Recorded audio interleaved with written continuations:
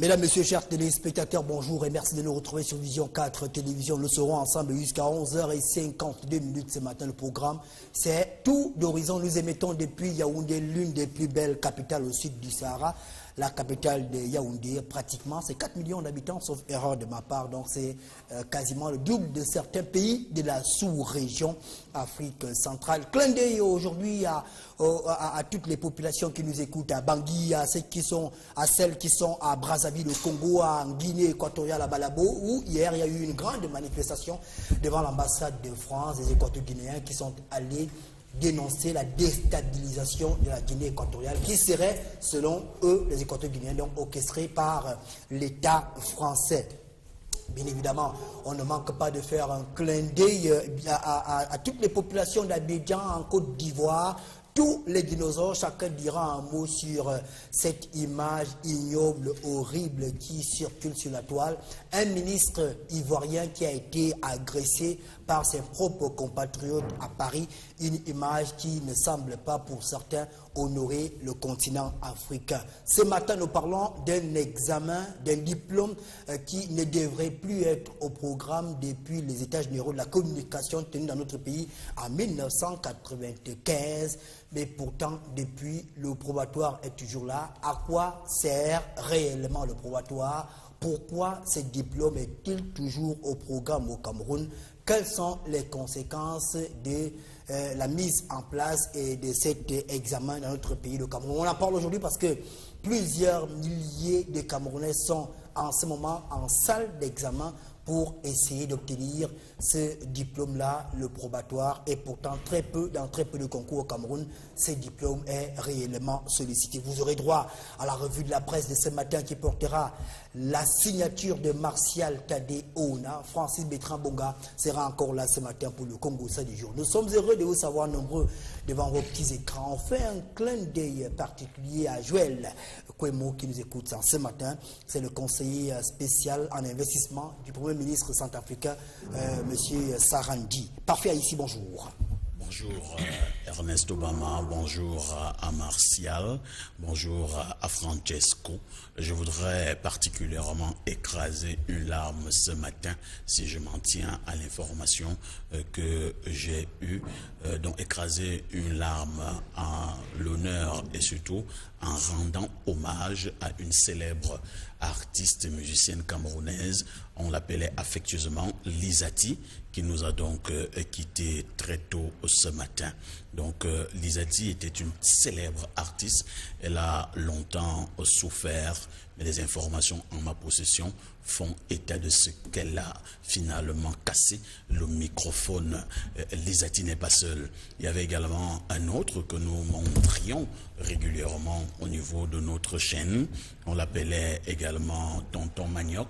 J'ai également appris que Tonton Manioc a également cassé sa guitare. C'était un célèbre artiste aussi, bien aimé de bon nombre de téléspectateurs. Lorsque je parle de Tonton Manioc, je suis de tout cœur avec le colonel Eli Bondol, qui affectionnait particulièrement la chanson de Tonton Manioc, qui était régulièrement diffusée sur Vision 4. Donc, pour ces deux artistes musiciens camerounais, je souhaite simplement que la terre de nos ancêtres leur soit éternellement reconnaissante. Bien des choses à tous nos nombreux téléspectateurs. Lizati, vous vous souvenez encore de l'une de ces chansons, non? Oui, le titre à succès, Associé. Comment c'est chanté? Associé, associé. C'est elle qui a chanté? Oui. Ah, d'accord. Tu connaissais associé. Tu chantes là ou bien? Associé au Lucky Simba. Ah, voilà, c'était une voix. Associé au Lucky Simba. Et Nangui. Ah, c'était elle, Lizati. Très belle chanson. D'accord. Ah, il y a des grands musiciens à Douala, quand même. Parfait. Devrait aussi mimer. Tonton Manioc.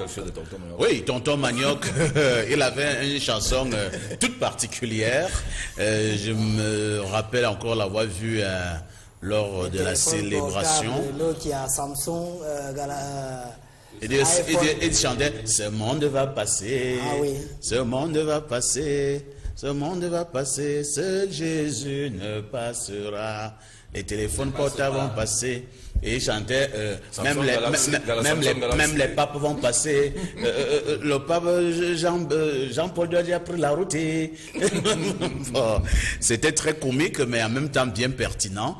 Tonton Manioc, avec sa guitare, qui ne s'en séparait presque jamais. On m'a fait comprendre qu'il est tombé à cause d'un accident de la circulation. Parce que moi j'ai vu tonton Manioc, il était bien portant, en bonne santé. Malheureusement, ce vilain accident a eu raison de lui. Merci beaucoup. On va donc présenter nos condoléances aux familles des deux, la famille de Lisati et la famille, bien sûr, de tonton Manioc. C'est un artiste que Madame le maire également, Maman Elie aimait particulièrement. Je sais bien de quoi je parle. On va accueillir Francis Bonga ce matin. Bonjour. Bonjour Ernest, bonjour Parfait, bonjour également Martial Ouna, bonjour aux fidèles téléspectateurs de Vision 4 et de Tour d'Horizon en particulier.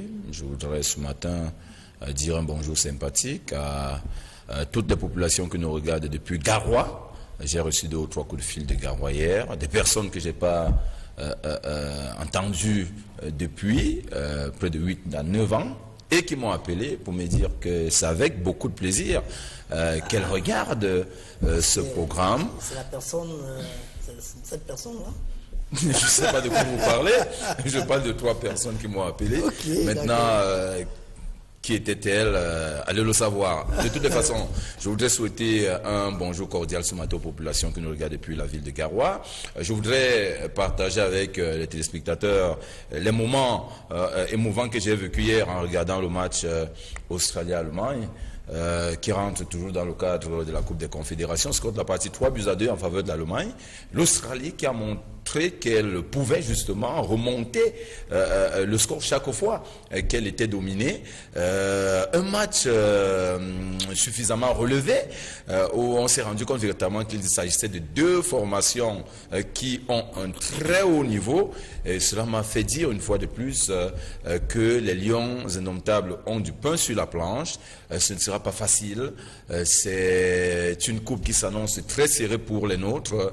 On espère tout simplement que le coach Hugo Broos prendra de bonnes dispositions pour que la douche ne soit pas très amère pour nous et que le Cameroun ne rentre pas de cette compétition étant très amoché. Vous savez, quand on va dans un combat de boxe, l'essentiel n'est pas souvent simplement de gagner, mais parfois le coach demande aussi à son poulain de tout faire pour ne pas prendre trop de coups de poing.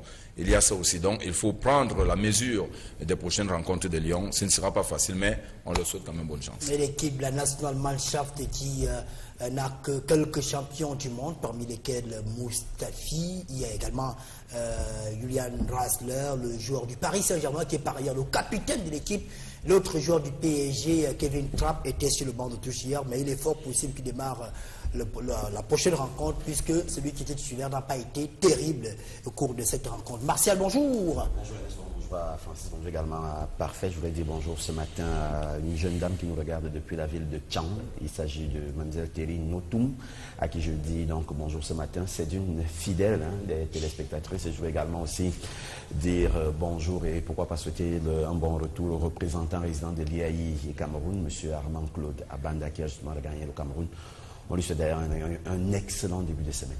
Armand Claude Abanda qui a reçu un prix en France, un autre prix, il va des prix en prix, un autre prix pour la promotion de la femme au Cameroun. Et là, c'était en France, on se souvient que la dernière fois, c'était en Afrique du Sud. On dit une fois de plus bravo à M. Armand Claude Abanda, représentant résident de l'IAI Cameroun, qui était encore sur le terrain ce week-end, notamment au collège Vogt à Yaoundé et au collège Stenzi. C'est à mon atelier, le collège Stenzi à Obala. Lui, il a été élève au collège Stenzi et enseignant plus tard dans ce même collège. Et chaque année, il fait un effort d'aller là-bas pour premier les meilleurs du collège Stenzi. On va remercier ce matin le Centre d'expertise et de développement en santé communautaire. Il est basé au quartier Hawaï, Maison Rouge. Parfait, Martial Francis, ce monsieur, il a suivi notre appel ici, on disait qu'on souhaitait aller dans notre village à Ebogo en marge de la Super Coupe Samuel Eto'o pour apporter les soins aux populations de notre village. Il nous a dit qu'il est disposé à nous donner 10 médecins pendant 5 jours. Ils seront là pour des consultations qui seront gratuites et une prise en charge qui pourrait également être gratuite pendant 5 jours. Donc on dit déjà merci au CESCOM, donc le Centre d'expertise et de développement en santé communautaire. On passera l'annonce dès que c'est possible pour qu'une descente se fasse donc sur le terrain, permettre aux jeunes et à ceux qui vivent dans notre village et au village environnant de venir se faire dépister gratuitement, mais également recevoir des soins de manière gratuite. On va aller faire un tour au kiosque pour la revue de la presse de ce matin avec Martial Tadéouna. On commence justement avec le journal Kalara, l'hebdomadaire du monde juridico-judiciaire, qui revient justement sur le conflit de propriété qui oppose donc l'État de Cameroun à la société donc Vodafone. Et le journal de Noura Kalara qui en parle donc ce matin nous apprend donc aujourd'hui que le directeur général et le directeur des affaires financières de Vodafone sont donc recherchés pour terrorisme au Cameroun. Le journal parle notamment d'une affaire qui a des relents de manipulation du fait des intérêts que charrie donc cette affaire Vodafone donc au Cameroun, laquelle entreprise a d'ailleurs été rappelée comme étant celle-là ne disposant pas d'une licence donc d'exploitation et de fonctionnement donc au Cameroun. Nous restons avec les journaux et les tribunaux justement pour parler avec le journal Le Jour qui revient justement sur le projet de loi qui a donc été déposé du côté de l'Assemblée nationale hier, alors que les travaux aussi poursuivent justement, lequel projet de loi vise justement le fonctionnement du tribunal militaire à Yaoundé au Cameroun.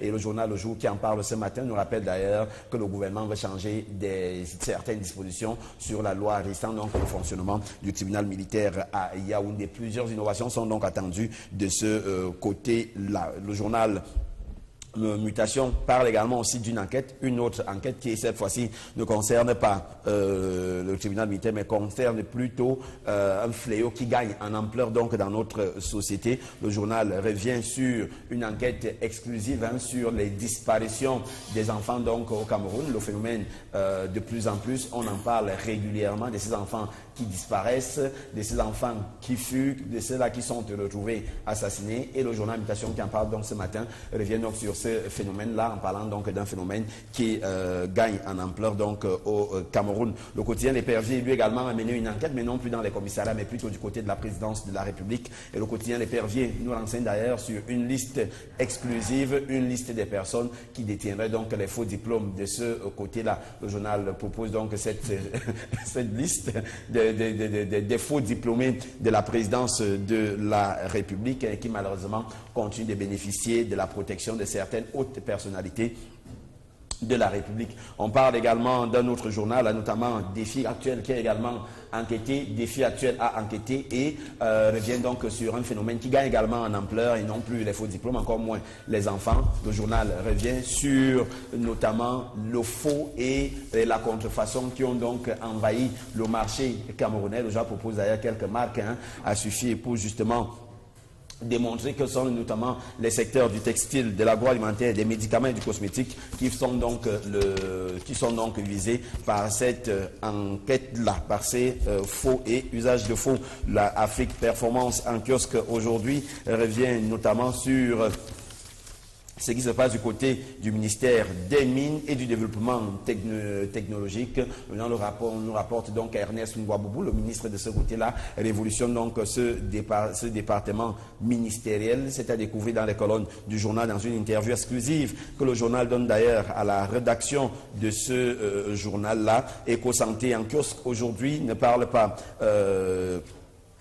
des mines, mais parle plutôt de la santé publique avec notamment la lutte contre la drépanocytose donc au Cameroun. Le journal revient notamment sur des recherches qui devraient donc prouver l'efficacité d'un nouveau médicament qui devra donc permettre de lutter contre la drépanocytose au Cameroun. Le test ont été faits par Raphaël Nietzsche sur quelques 20 drépanocytaires volontaires qui ont donc accepté de se prêter donc à cet autre traitement qui pourra donc être sur le marché dans les jours qui viennent. On parle de sciences et technologies dans le financier d'Afrique, en parlant notamment d'un Camerounais qui a donc été primé au pôle Foncam Award.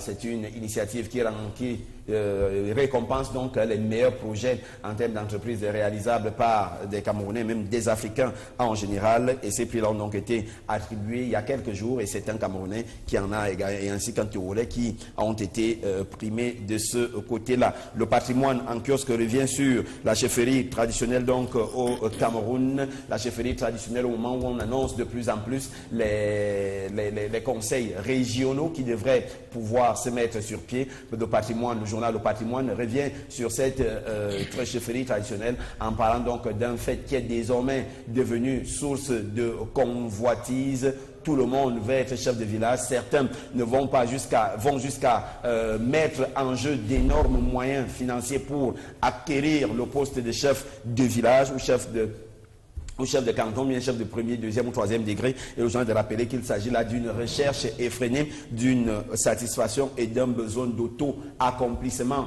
des uns et des autres qui parfois, sans être dans la lignée de la chefferie royale, finissent au nom de l'avoir et du pouvoir par arracher cette chefferie traditionnelle. Une qui n'a pas encore été arrachée, c'est bien sûr la mairie de la commune d'arrondissement de Yaoundé 6e. Le journal La Vitrine de Bernard Oona revient sur cette folle actualité qui a donc lieu de ce côté-là. Le journal parle d'une session du conseil de discipline du RDPC qui est donc annoncée dans les jours qui viennent, une session du conseil de discipline qui devrait donc permettre aux partis d'asseoir donc l'autorité et de sanctionner ceux-là, les conseils qui sont donc manifestés par une indiscipline notoire conformément aux articles 32, 33, 34 et 35 des textes de base du RDPC. Il y a eu de 6, il n'y a pas eu d'élection finalement. Non. Le RDPC voulait imposer les gens, c'est ça? Hein, Martial? Oui. Qu'est-ce qui s'est passé finalement? Ce qui s'est passé? Mais demandez à Francis. Il y a eu des sanctions. Donc, c'est quand même terrible. Il n'y aura pas de sanctions. La démocratie au Cameroun est... Il y a l'impression qu'elle prend la direction que chacun veut. La direction inverse. Vous voulez la liste des faux diplômés? Oui, je veux voir la liste des faux diplômés. Parce que voilà un parti politique qui prétend être démocratique, où on refuse l'élection et on veut même sanctionner les gens. C'est comme si on fait la course de vitesse, celui qui arrive en tête, on dit que tu as perdu. Bon, liste des faux diplômés de la présidence de la République. Je vais reconnaître les gens qui viennent souvent nous déranger au quartier là. Parfait, tu n'as pas un voisin qui est à la présidence? Donne-moi son nom, je vérifie. Alors, mais ce qui est curieux, c'est que j'observe qu'il y a beaucoup de BPC. Donc, c'est le BPC qui est faux. Oui, c'est le BPC qui est faux. Il y a beaucoup de CP. C'est le CP qui est faux. Donc, à la présidence, on ne prend que des gens qui n'ont que les... Qui ont quoi? Des CPE, des BEPC. Non, il faut comprendre qu'il s'agit simplement d'une catégorie de personnes d'un certain âge. Pas même d'un certain âge, puisque du côté de la présidence, il y a ce qu'on appelle les techniciens de surface, il y a des fleuristes, il y a des chauffeurs, il y a donc c'est normal que nous serions habituellement au niveau des CPE, des BEPC. Maintenant, je ne sais pas l'information de notre confrère, si elle est avérée, on va simplement dire que c'est grave. Vous savez, la présidence est un haut lieu, la présidence de la République, et c'est un lieu qui revêt véritablement un symbole et toute une symbolique. On se dit quand même que de ce côté, on devrait avoir des personnes qui ont une moralité acceptable et non des personnes qui brilleraient par des actes répréhensibles. S'il est vraiment établi qu'autant de personnes, parce qu'il faut dire que, je vois là pratiquement c'est plus de 100 personnes. 164 personnes. 164 personnes sont détentrices effectivement de faux diplômes. Ma foi, je pense que c'est grave. De toutes les façons, les autorités, les principaux responsables de ce côté-là devraient certainement se pencher sur cette affaire pour essayer de tirer la situation au clair. Mais je voudrais quand même dire j'espère que le journal a seulement a publié tous les noms, parce qu'il y a l'impression que... Ah, il y a les noms que vous recherchez particulièrement. Le journal, visiblement, s'est limité à ceux que Parfait présentait, fleuristes et autres techniciens de surface. C'est ça. Mais maintenant, voulez-vous qu'on aille chercher des bacheliers pour aller tailler les fleurs ou alors des licenciés pour aller faire la vaisselle? C'est vraiment pas. Ce serait un peu compliqué. Mais sauf que parfait, ces gens-ci parfois ont effectivement les diplômes. Hein. Mais l'âge, il y a un problème d'âge parfois qui se pose. Vous verrez que, par exemple, aujourd'hui, les MIA, par exemple, pour faire le concours de l'EMIA, il faut avoir 21 ans et demi. 21 ans ou 22 ans. Et il faut être entre la deuxième et la troisième année à l'université pour faire... Ça devient compliqué. C'est compliqué. Donc, qu'est-ce que les gens font? Ils sont obligés d'aller fabriquer des faux diplômes, alors qu'ils ont effectivement les diplômes en question pour avoir l'âge qui est requis. Malheureusement, c'est un peu compliqué.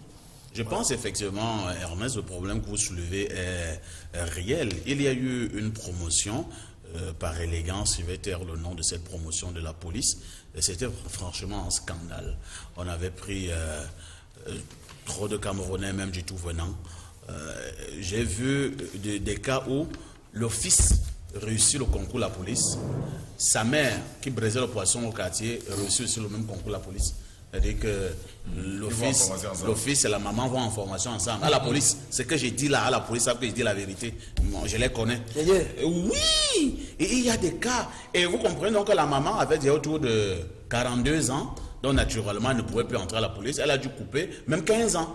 Et elle entre à la police avec son fils. Entre-temps, quand même, reconnaissons un fait dans ce pays, le Cameroun, pendant pratiquement 15 ans, il y a eu des concours administratifs, bon nombre de concours administratifs qui étaient bloqués. C'est-à-dire qu'on ne les lançait pas, on n'y avait pas présentation de ces concours. Le temps a passé. Il y a eu des brillants garçons, des brillantes jeunes filles qui ont obtenu des baccalauréats, des licences, des masters et que sais-je encore, mais ne pouvaient pas présenter les concours. Au moment où on recommence à lancer les concours, la date de présentation de concours est déjà dépassée. L'âge requis n'est plus... L'âge requis est dépassé. Vous avez donc un monsieur qui a un master, un brillant master obtenu peut-être lorsqu'il avait 24 ans, mais il a déjà 32 ans. Il ne peut plus présenter le concours. Qu'est-ce qu'il fait? Beaucoup sont allés à Bonamou Sadi. Bonamou Sadi est un quartier bien populaire et populeux de Yaoundé. Il coupe l'âge, il enlève même 10 ans. Et on falsifie l'âge au niveau du diplôme et il vient présenter le concours en question. En réalité, le diplôme n'est pas faux, mais simplement il y a eu falsification. Bon, il y a cette question de diplôme-là et d'âge. Parce que quand je regarde, Marcel, tu vas prendre la parole. Vraiment, quand je vois mon frère, Louis Pascal Fouga, retraité, et parfois, quand je fais un tour à la CRTV Radio, à la CRTV TV, je vois les papas qui sont dans les couloirs là. Non, parfois, je reste et dis, Seigneur. Donc, celui-ci, lui, c'est son grand frère. Vraiment, quand tu regardes quelqu'un, tu vois qu'il est amorti. Il y a même un à qui on a demandé, mais tu as enregistré dans combien de temps? Il dit, dans 7 ans. Oh, le gars est vraiment amorti, hein. Parce que les gens ont changé leurs âges, ils ont torpillé leurs âges, n'est-ce pas, Martial? Oui, effectivement, je pense que pour éviter, les gens ne se lèvent pas pour aller faire le faux. Ce n'est pas qu'ils justifient ce qu'ils font, mais c'est que les gens sont rattrapés par les contraintes de la vie. Conséquence, quelqu'un est prêt à tout pour avoir un emploi. Ça. Et ça, c'est parce qu'au niveau de ceux qui nous dirigent, on n'a pas pensé la fonction publique. Ailleurs, la fonction publique est sur contrat. Tu peux entrer dans l'armée ou bien la police, tu leur dis vraiment, je travaille avec vous pendant 5 ans. Après, vous signez un contrat, vous allez en formation après 5 ans. C'est terminé. Si vous voulez renouveler, vous renouvelez. Mais ici, chez nous, vous avez quelqu'un qui entre, et puis pour ne prendre que le cas de l'armée, quelqu'un travaille dans l'armée pendant 35 ans. Soyons sérieux. Entre-temps, il y a d'autres personnes qui ont voulu intégrer peut-être un corps de métier, mais comme on a dit qu'il y avait la crise économique et que, bon, l'État ne peut pas recruter pour le moment, on est coincé, on a tout gelé, comme disait parfois ici, on a gelé les concours. Conséquence, les gens aujourd'hui se disent, mais attention, je ne peux pas avoir fait mon école, je ne peux pas avoir obtenu mes diplômes et je ne travaille pas pour la simple et unique raison que ce n'est pas, que l'âge est évolué. Que je n'ai plus l'âge. Qu'est-ce qui fait problème? Vous pensez vraiment qu'on devrait limiter l'âge d'entrée à la fonction publique à 32 ans? Je dis non. D'accord, merci. Je dis non. Merci beaucoup, Martial. Et ça partira de la réforme de l'âge de départ à la retraite au Cameroun. Lorsqu'on va l'harmoniser, tous les problèmes vont se résoudre demain. Espérons qu'il y aura une vraie réforme. Hein. Alors, on va annoncer... oui, allez-y. Vous voulez que j'annonce d'abord? Oui, on va annoncer juste que exclusivité Vision 4, 3 émissaires du Vatican sont arrivés au Cameroun hier pour l'affaire Monseigneur Bala. Ils devraient rencontrer les autorités camerounaises. C'est pour mettre plus de pression encore sur Yaoundé pour avoir la vérité sur cette affaire, l'assassinat de Monseigneur Bala. Autre information qui concerne le Cameroun, elle est camerounaise, elle s'appelle Danielle Obono. Elle a été élue députée de la 17e circonscription de Paris. C'est une Camerounaise noire de peau et elle appartient à la France insoumise. Donc le Cameroun est représenté en France. Donc c'est une bonne chose d'avoir parfait ici une compatriote députée en France. C'est une bonne chose. Vous voyez, les jeunes au Cameroun, c'est dur d'être député au Cameroun, hein, mais en France, au moins, elle est députée. Vous voyez donc que si les gens vont s'installer ailleurs pour prendre des pauses, ça ne sait pas. Alors, M. Bonga, est-ce qu'il y avait une information peut-être? Oui, il y a des frères qui regardent l'émission et qui nous annoncent également le décès d'un ancien footballeur, d'un ancien lion indomptable, à Tanganotu. Oui. Il a été de la génération 68 avec les Tokoto et autres. On voulait quand même que l'opinion soit informée de ce que ce grand homme nous a quittés. Tout à l'heure, Ernest, vous avez évoqué d'entrée d'émission cette agression dont a été l'objet un ministre ivoirien, un ancien ministre, je crois, ivoirien. J'ai vu la vidéo, elle est choquante. Elle est très choquante. Je me pose la question de savoir comment est-ce qu'on en arrive là. Et surtout en plein Paris. En plein Paris. Et France 24 a diffusé. Ces personnes doivent être rattrapées d'abord. Il faut qu'on les rattrape parce qu'à un moment donné, il faut. Hier, on condamnait ici justement les actes de certaines personnes. Je crois que ça fait mal dans la toile. Hein, oui, tout à fait. Je me suis rendu compte parfait. Je crois que des comportements comme cela, il faut les classer dans la poubelle. Classer dans la poubelle. On n'a pas besoin, même si vous n'aimez pas quelqu'un, même si vous estimez que cette personne n'a pas les mêmes convictions idéologiques que vous, vous n'avez pas besoin de traiter un être humain de cette manière-là. Et ce ministre, c'est un papa, c'est un vieux. Quand vous l'amonchez avec les coups de poing comme je l'ai vu, vous pensez à vos parents? Je crois que c'est quand même terrible. Il faut qu'on sensibilise les Africains. La quête du pouvoir passe forcément par la conviction idéologique. Pas besoin d'utiliser chaque fois les coups de poing, les armes pour convaincre les gens de vous suivre dans votre idéologie. C'est pas normal. Merci. C'est vrai qu'il y a on dit qu'Obono est gabonaise, c'est ça? On ne dit pas qu'elle est gabonaise. Moi j'ai vu le post de Vincent Sossène Fouda qui nous dit qu'elle est camerounaise. Bon, Obono, gabonaise, c'est la frontière quelquefois. Vincent Sossène Fouda a mis dans son post qu'elle est gabonaise. Tu travailles alors Vincent Sossène. Non, mais c'est un confrère. Il donne une information. Quand Fouda est journaliste, il a donné l'information. Bon, en tout cas, Gabon-Cameroun, ce n'est qu'un pas. Mais c'est M. Fouda qui a publié ça sur sa page Facebook et qui a dit qu'elle est gabonaise, donc qu'elle est camerounaise. Maintenant, vous apprenez le confirme. Bon, on confirme qu'elle est gabonaise. Donc, elle est donc gabonaise, elle n'est pas camerounaise. Bon, malheureusement, on sait déjà ici qu'elle est Monsieur Fouda. Qu'est-ce que tu nous fais comme ça? On croyait que c'était une camerounaise. Merci d'avoir rectifié rapidement. Et dernier développement sur l'affaire la bastonnade infligée à Malox, la supposée bastonnade. Il y a eu un communiqué de l'Olympique Night Club hier qui dit clairement qu'il n'y a jamais eu agression, que certes une dame s'est présentée devant lui, comme on le voit sur les images, et qu'en sortant même de l'Olympique Night Club, Malox a eu le temps de faire des photos avec ses fans. Il est sorti sur ses deux pieds. Il n'a pas été agressé, qu'il y a même des vidéos qui attestent que le bonhomme n'a pas été du tout agressé. Le problème, c'est qu'il fait quoi? Non, je peux vous dire un mot là-dessus. Vous savez. Vous étiez là-bas? Non. Les stars ont ceci de particulier que lorsque la côte des stars, non, permettez. Les stars de la chanson et bien tout le reste ont ceci de particulier que lorsque la cote de popularité est en train de baisser, ils créent un buzz et ça fait ce que ça fait. Ça peut être que c'est un buzz, je ne dis pas que c'est ça. Si l'Olympic Night Club dit que le mec est ressorti sur ses deux pieds, alors de sortir que 2 secondes après, il se retrouve sur un lit d'hôpital avec une bande de là et les yeux fermés en disant... En créant le buzz, il a terni l'image de l'Olympique Night Club et que aujourd'hui, M. Nguélé est en droit de lui porter plainte pour diffamation, propagation de fausses nouvelles. Parfait, ici, vous voulez revenir sur C'est que vous avez surabondamment dit hier, peut-être. Non, je ne vais plus dire ce que j'ai dit hier parce que je n'aime pas être redondant. Je pense que j'ai été bien compris hier dans mon développement. C'est vrai que jusqu'à 1h du matin, il y en avait qui m'envoyaient des messages, ceux qui me soutenaient et ceux qui me traitaient aussi de tous les noms d'oiseaux.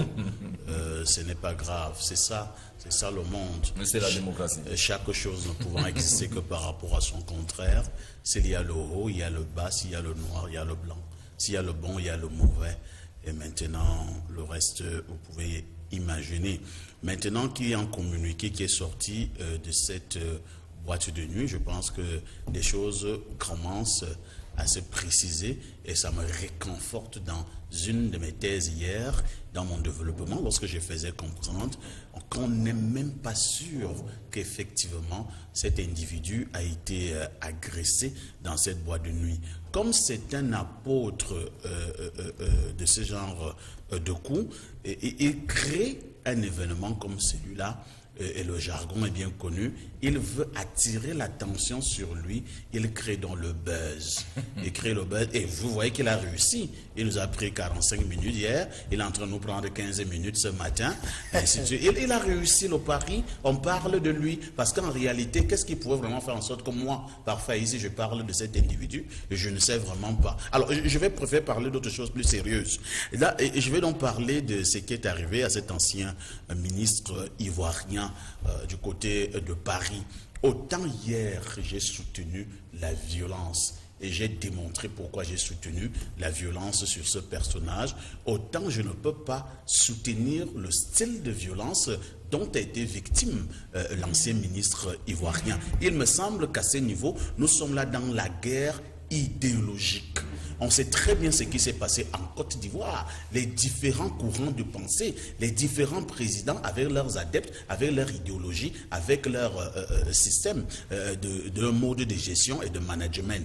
Il peut arriver que le ministre, à l'époque, c'est un exemple que je prends, soutenait peut-être Alassane Ouattara, et maintenant, les autres soutenaient Laurent Gbagbo. Lorsque le ministre va maintenant à Paris, ceux qui soutenaient Laurent Gbagbo, et sachant que peut-être à l'heure actuelle, Gbagbo est là, vous connaissez, c'est-à-dire à La Haye, ils sont en train de régler les comptes à un ancien ministre qui soutenait lui Ouattara. Je dis très bien que je prends un exemple. Si tel est le cas, on ne peut pas justifier une telle violence au nom d'un combat idéologique. Je l'ai dit ici un jour, au niveau de mes multiples analyses.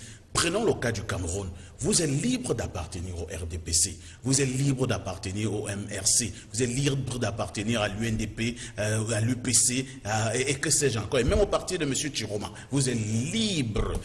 Je ne peux pas comprendre que, parce que moi parfois ici je soutiens les idéaux du RDPC, les gens du SDF m'attrapent dans un jour à Bamenda et commencent à me bastonner. Ce n'est pas possible et vice-versa. Les images sont vraiment choquantes. Ernest Obama, j'ai regardé les images et surtout que cet ancien ministre est déjà vraiment ce qu'on peut appeler un papa. Et on lui donnait vraiment des coups de poing, c'est pas de la blague. Des coups de poing, des coups de pied. On l'a lynché. C'était un lynchage. Le papa était obligé de courir. Et Dieu merci, un autre l'a même poursuivi. Il y a un qui l'aidait. Et il y a même quand même un qui l'aidait à traverser la route. Au moment où l'autre lui a donné un dernier coup de pied. Et que non, c'était choquant. On ne peut pas admettre une telle barbarie. Et le comble, c'est qu'au moment, parmi les agresseurs, il y a deux qui avaient le drapeau de la Côte d'Ivoire autour du cou, comme si la Côte d'Ivoire était un pays de la violence, de la sauvagerie et de la barbarie. Non, on a une autre image de la Côte d'Ivoire. Arrêtez de ternir l'image de l'Afrique avec ces images, avec ce genre de clichés qui n'honorent pas le continent noir. On va prendre le Congo SAD du jour de ces jours. Alors ce matin, c'est l'histoire d'une dame... 40 ans révolus, qui vit une vie de couple plutôt normale avec son époux depuis près d'une vingtaine d'années, même si le mariage lui-même est arrivé 10 ans après leur rencontre. C'est donc un couple qu'on pourrait présenter comme un couple heureux, puisque de ce couple sont nés 4 enfants qui vivent avec leurs parents, beaucoup fréquentent hors de notre pays. Mais sauf que ce couple n'est pas heureux comme on devrait le présenter parce que la dame estime qu'elle est une femme malheureuse au foyer. Malheureuse, non pas parce qu'elle n'a pas d'argent, son mari lui donne tout ce dont elle a besoin sur le plan financier. D'ailleurs, on pourrait dire que c'est elle qui gère le porte-monnaie. Elle a de l'argent comme il le faut. Elle n'a jamais été bloquée pour quelque problème que ce soit concernant justement l'argent. Ses enfants non plus ne souffrent pas de problèmes d'argent. Tous les problèmes posés sont résolus à la seconde. Sauf que le mari, parce qu'il cherche justement beaucoup l'argent, c'est un travailleur qui ne vit pas sur place avec ses enfants. Il est à New York lundi, mardi, il peut se retrouver à Johannesburg et mercredi, il peut également se retrouver du côté de Hong Kong. Donc c'est un monsieur qui voyage beaucoup et il trouve généralement parfois 1 à 2 jours ou 3 jours par mois pour voir sa famille. Et donc la femme aujourd'hui souffre d'un problème d'inattention. Elle dit qu'elle ne vit pas comme toutes les autres femmes. Elle n'a jamais reçu un cadeau de Saint-Valentin. Rarement on lui dit au téléphone je t'aime. Quand même son mari vient à la maison pour passer le fameux week-end, très souvent il passe le temps sur son ordinateur, travaillant toujours. Et donc c'est une femme qui dit qu'elle est très malheureuse. Elle ne sait plus à quel sens se vouer parce qu'elle pense qu'une femme comme elle a également besoin d'amour.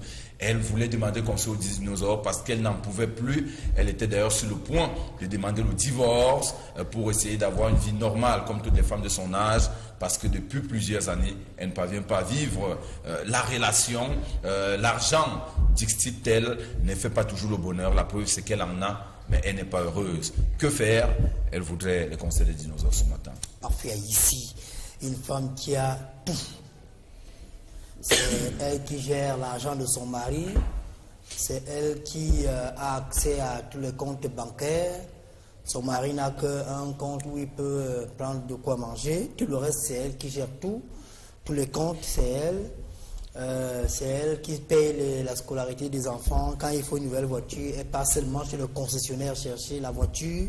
Mais elle estime qu'elle n'est pas heureuse parce que le bonhomme n'est pas là, parce qu'il voyage beaucoup, parce qu'il n'est pas présent. Doit-elle divorcer ou pas? 2 ou 3 grilles de lecture avant de donner mon avis sur si oui ou non elle doit divorcer.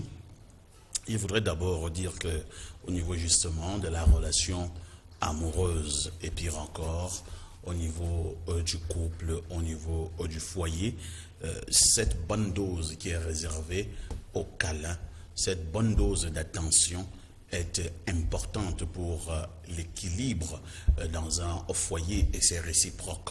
Autant l'homme a l'obligation, le devoir d'apporter ce soutien à sa femme, de rassurer son épouse, d'apporter un certain nombre de câlins à sa voisine de lit, autant la femme a également cette obligation morale, ce devoir de le faire à l'endroit également de son bien-aimé.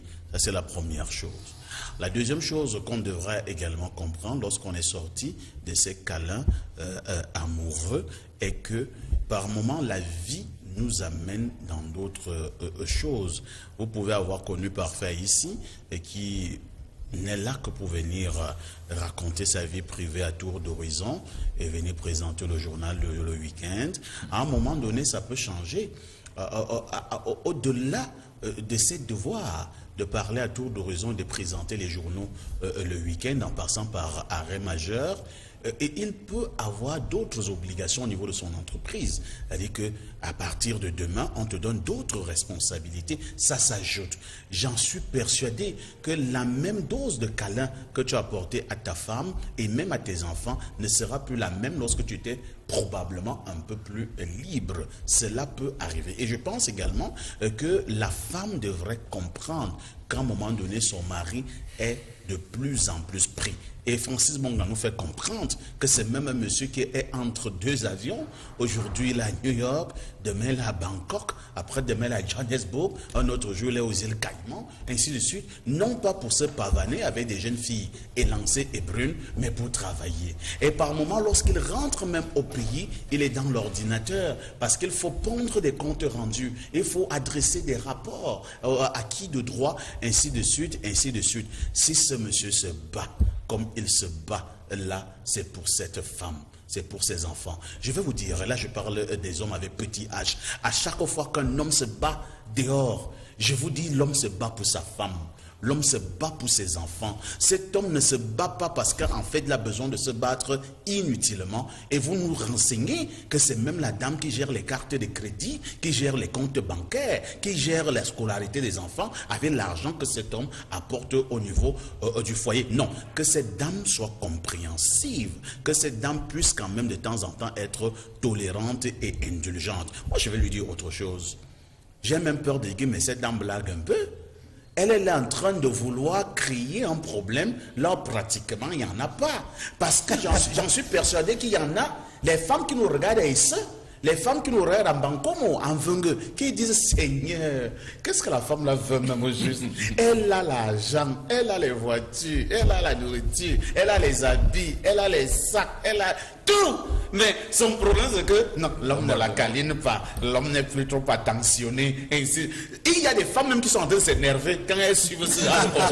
Comme moi, je me bats sur le soleil et sur la pluie pour nourrir les enfants. Je me bats pour aller chercher les régions de plantain Gelmendouga pour venir vendre le matin à partir de 4 heures au marché Vormbi et en Fundi. Mais il y a une autre qui a tout. Elle est assise et elle crée un problème au point de déranger les dinosaures un mardi matin. Non, vraiment, madame, calmez-vous. Sachez que votre mari vous aime. Et je voulais chuter par quelque chose. Méfiez-vous parfois, mesdames, des hommes qui vous déchargent les batteries de téléphone chaque jour avec les messages du genre « Je t'adore bébé, sans toi ma vie n'est rien, le miel de mon cœur », ainsi de suite. Parfois ce sont les vulgaires voyous.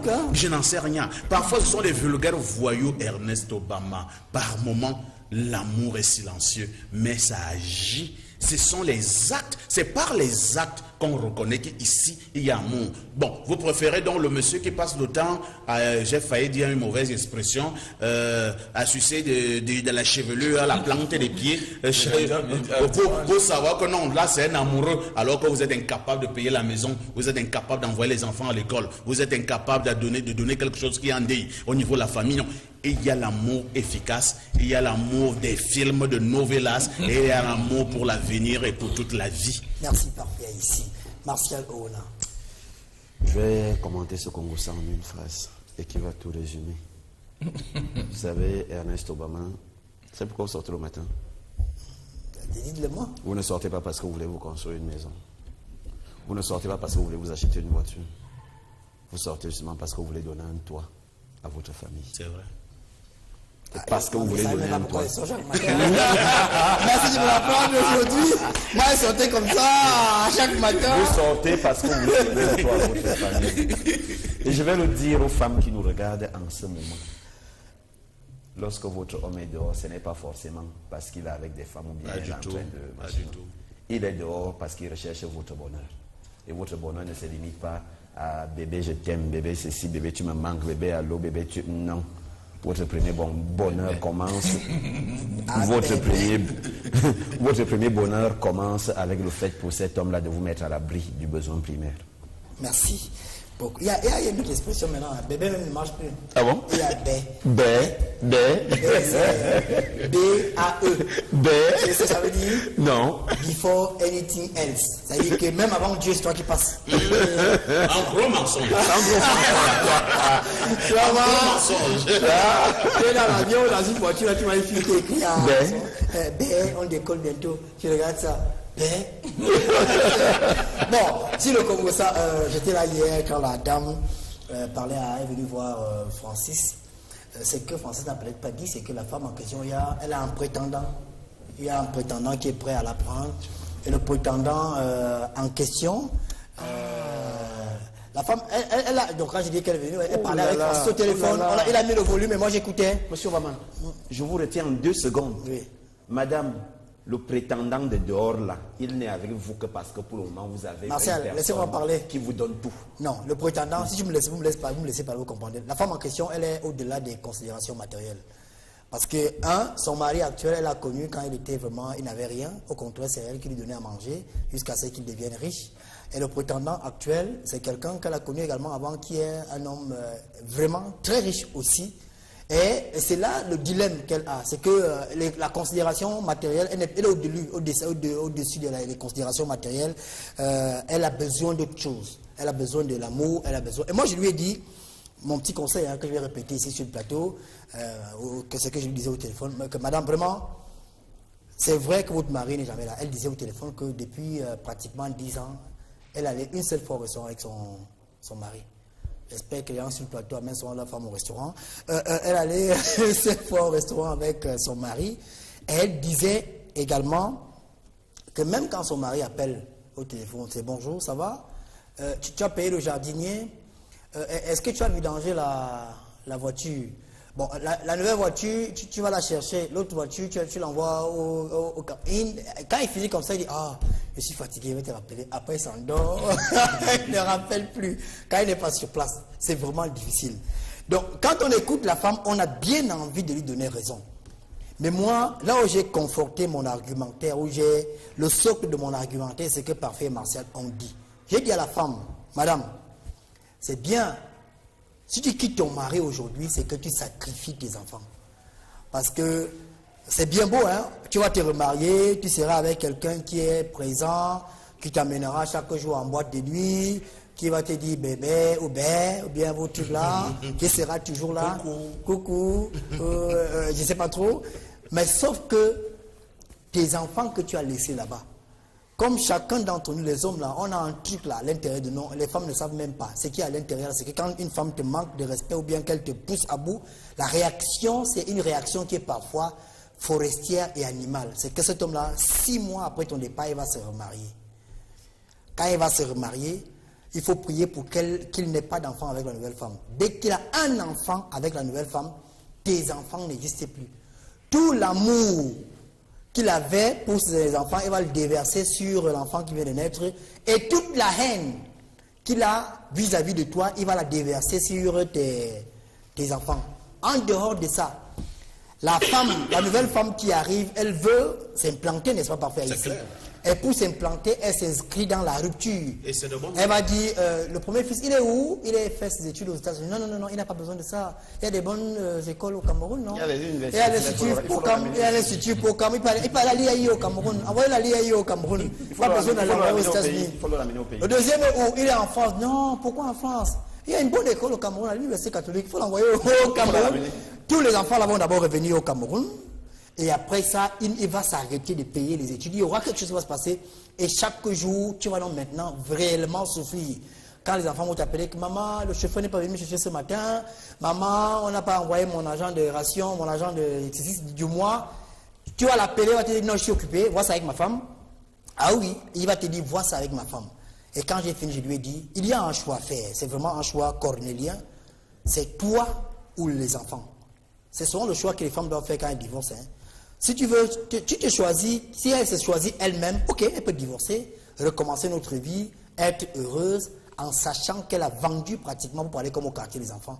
Mais si elle choisit les enfants, elle va rester avec ce monsieur, attendre que le monsieur atteigne un certain âge, quand il va se stabiliser et mener une vie normale, ou quand le monsieur sera présent. Non, il y a un problème, Francis Bonga, parce que, voyez-vous, nous on parle ici, on semble invectiver la femme parce qu'on a des problèmes d'argent. Non, on l'invective par le moins. Laissez-moi parler, c'est parce qu'on a des problèmes d'argent. Parce que parfois ici, toi et moi, quand on sort ici, parfois on se demande comment je fais demain pour rationner. Elle n'a plus. Parfois ici, un homme, une femme qui a fait 20 ans de mariage, et elle gère le compte d'un mari qui a peut-être 100 millions ou régulièrement 200 millions dans son compte. Elle n'a plus de problème d'argent. Ça veut dire qu'en dehors de 100 millions qu'il y a dans le compte de son mari, il est fort possible qu'elle-même ait déjà un compte qui a 50 millions, 75 millions. Donc quand tu lui parles d'argent, elle n'a plus besoin de ça. Elle veut l'amour. Elle veut aller au Kosovo, visiter le Kosovo régulièrement. C'est de ça dont elle a besoin. Ce n'est pas... Je voulais coller un autre commentaire parce que vous avez ajouté un détail, ma foi, là, très important. C'est qu'il y a déjà un prétendant qui attend. Et qui met la pression. Ça, c'est un détail pour moi très important. Au-delà de ces comptes bancaires probablement bien fournis. Et il y a un adage qui vient du pays d'Emmanuel Macron qui nous dit à bon escient que lorsqu'on veut tuer son chien, on l'accuse de rage. Vous allez vous en rendre compte que pendant que ce prétendant qui est dehors n'était pas là, la femme ne se rendait pas compte qu'il n'y avait pas d'attention. Subitement, qu'il y a déjà un prétendant dehors et qui met dans la pression, comme vient de le préciser Martial, subitement, la dame se rend compte qu'il manque d'attention, le monsieur n'est jamais là, ainsi de suite. Non, vraiment, je ne change pas grand-chose à mon premier commentaire ayant trait au Congo-Ça. Cette dame doit simplement rester avec son mari. Maintenant, quand même cette dame est venue vous raconter cette histoire, en fait, elle a déjà eu à prendre sa décision. Elle veut juste quelqu'un pour la réconforter, que non, ce n'est vraiment pas bien. Pour conforter sa décision. Oui, elle veut quelqu'un pour lui dire que non, la décision que tu as prise est bonne. L'amour est au-dessus de tout. Si tu as un mari qui te donne l'argent, mais qui n'est jamais là, cela signifie qu'il ne t'aime pas, et que tu dois avoir un bon équilibre, et ainsi de suite. Ce sont des histoires. Ce sont des trucs de novelas. C'est-à-dire, il y a une chaîne de télévision là qui gâte nos femmes et nos enfants au Cameroun. C'est là-bas qu'on a ce genre de choses. J'ai une question à te poser. Oui. Est-ce que Parfait, dans son entourage, il a rencontré quand même une femme qui a beaucoup d'argent, qui a un monsieur qui est riche? Pose-toi une question, Parfait, ici. Oui. Les femmes, bon, je ne vais pas dire des personnalités, une femme qui vit avec quelqu'un qui a pratiquement 200 ou 300 millions dans son compte, qui sort chaque matin, qui rentre chaque jour à 23 heures, ou alors qui est régulièrement parti. Qu'est-ce qu'elle fait avec l'argent? Elle se lève le matin, il y a un jardinier, il y a une femme de ménage, il y a les grosses voitures, elle va au salon, elle fait son soin, elle fait le hammam, elle va au restaurant, elle est toute seule. Personne, au quartier, tout le monde a peur de lui faire la cour, le gardien a même peur de lui parler. Tu penses qu'elle peut être heureuse? Je vous ai répondu tout à l'heure que dans un ménage, dans un foyer, cette bonne dose d'attention est importante. Mais entre-temps, je vous ai également fait comprendre que lorsque nous nous sommes mis ensemble, peut-être j'étais occupé à 30%. Au fur et à mesure où nous vivons, je suis occupé à 75%. S'il y a réellement amour, s'il y a donc eu réellement amour, parce que cette dame parle apparemment au nom de l'amour, si cette dame même a vraiment aimé son homme, elle restera avec son homme malgré ses multiples occupations qui sont arrivées tout au long de leur parcours existentiel. Mais si cette dame quitte son homme pour ces raisons-là, pour se remettre avec quelqu'un d'autre, il y a un problème. Et il y a un artiste camerounais, je l'ai dit ici il y a peut-être plus d'1 an, qui chantait, et voilà ce qu'il disait. Si tu quittes ton mari parce qu'il rentre tard dans la nuit, tu risqueras de trouver celui qui dort plutôt dehors. Merci.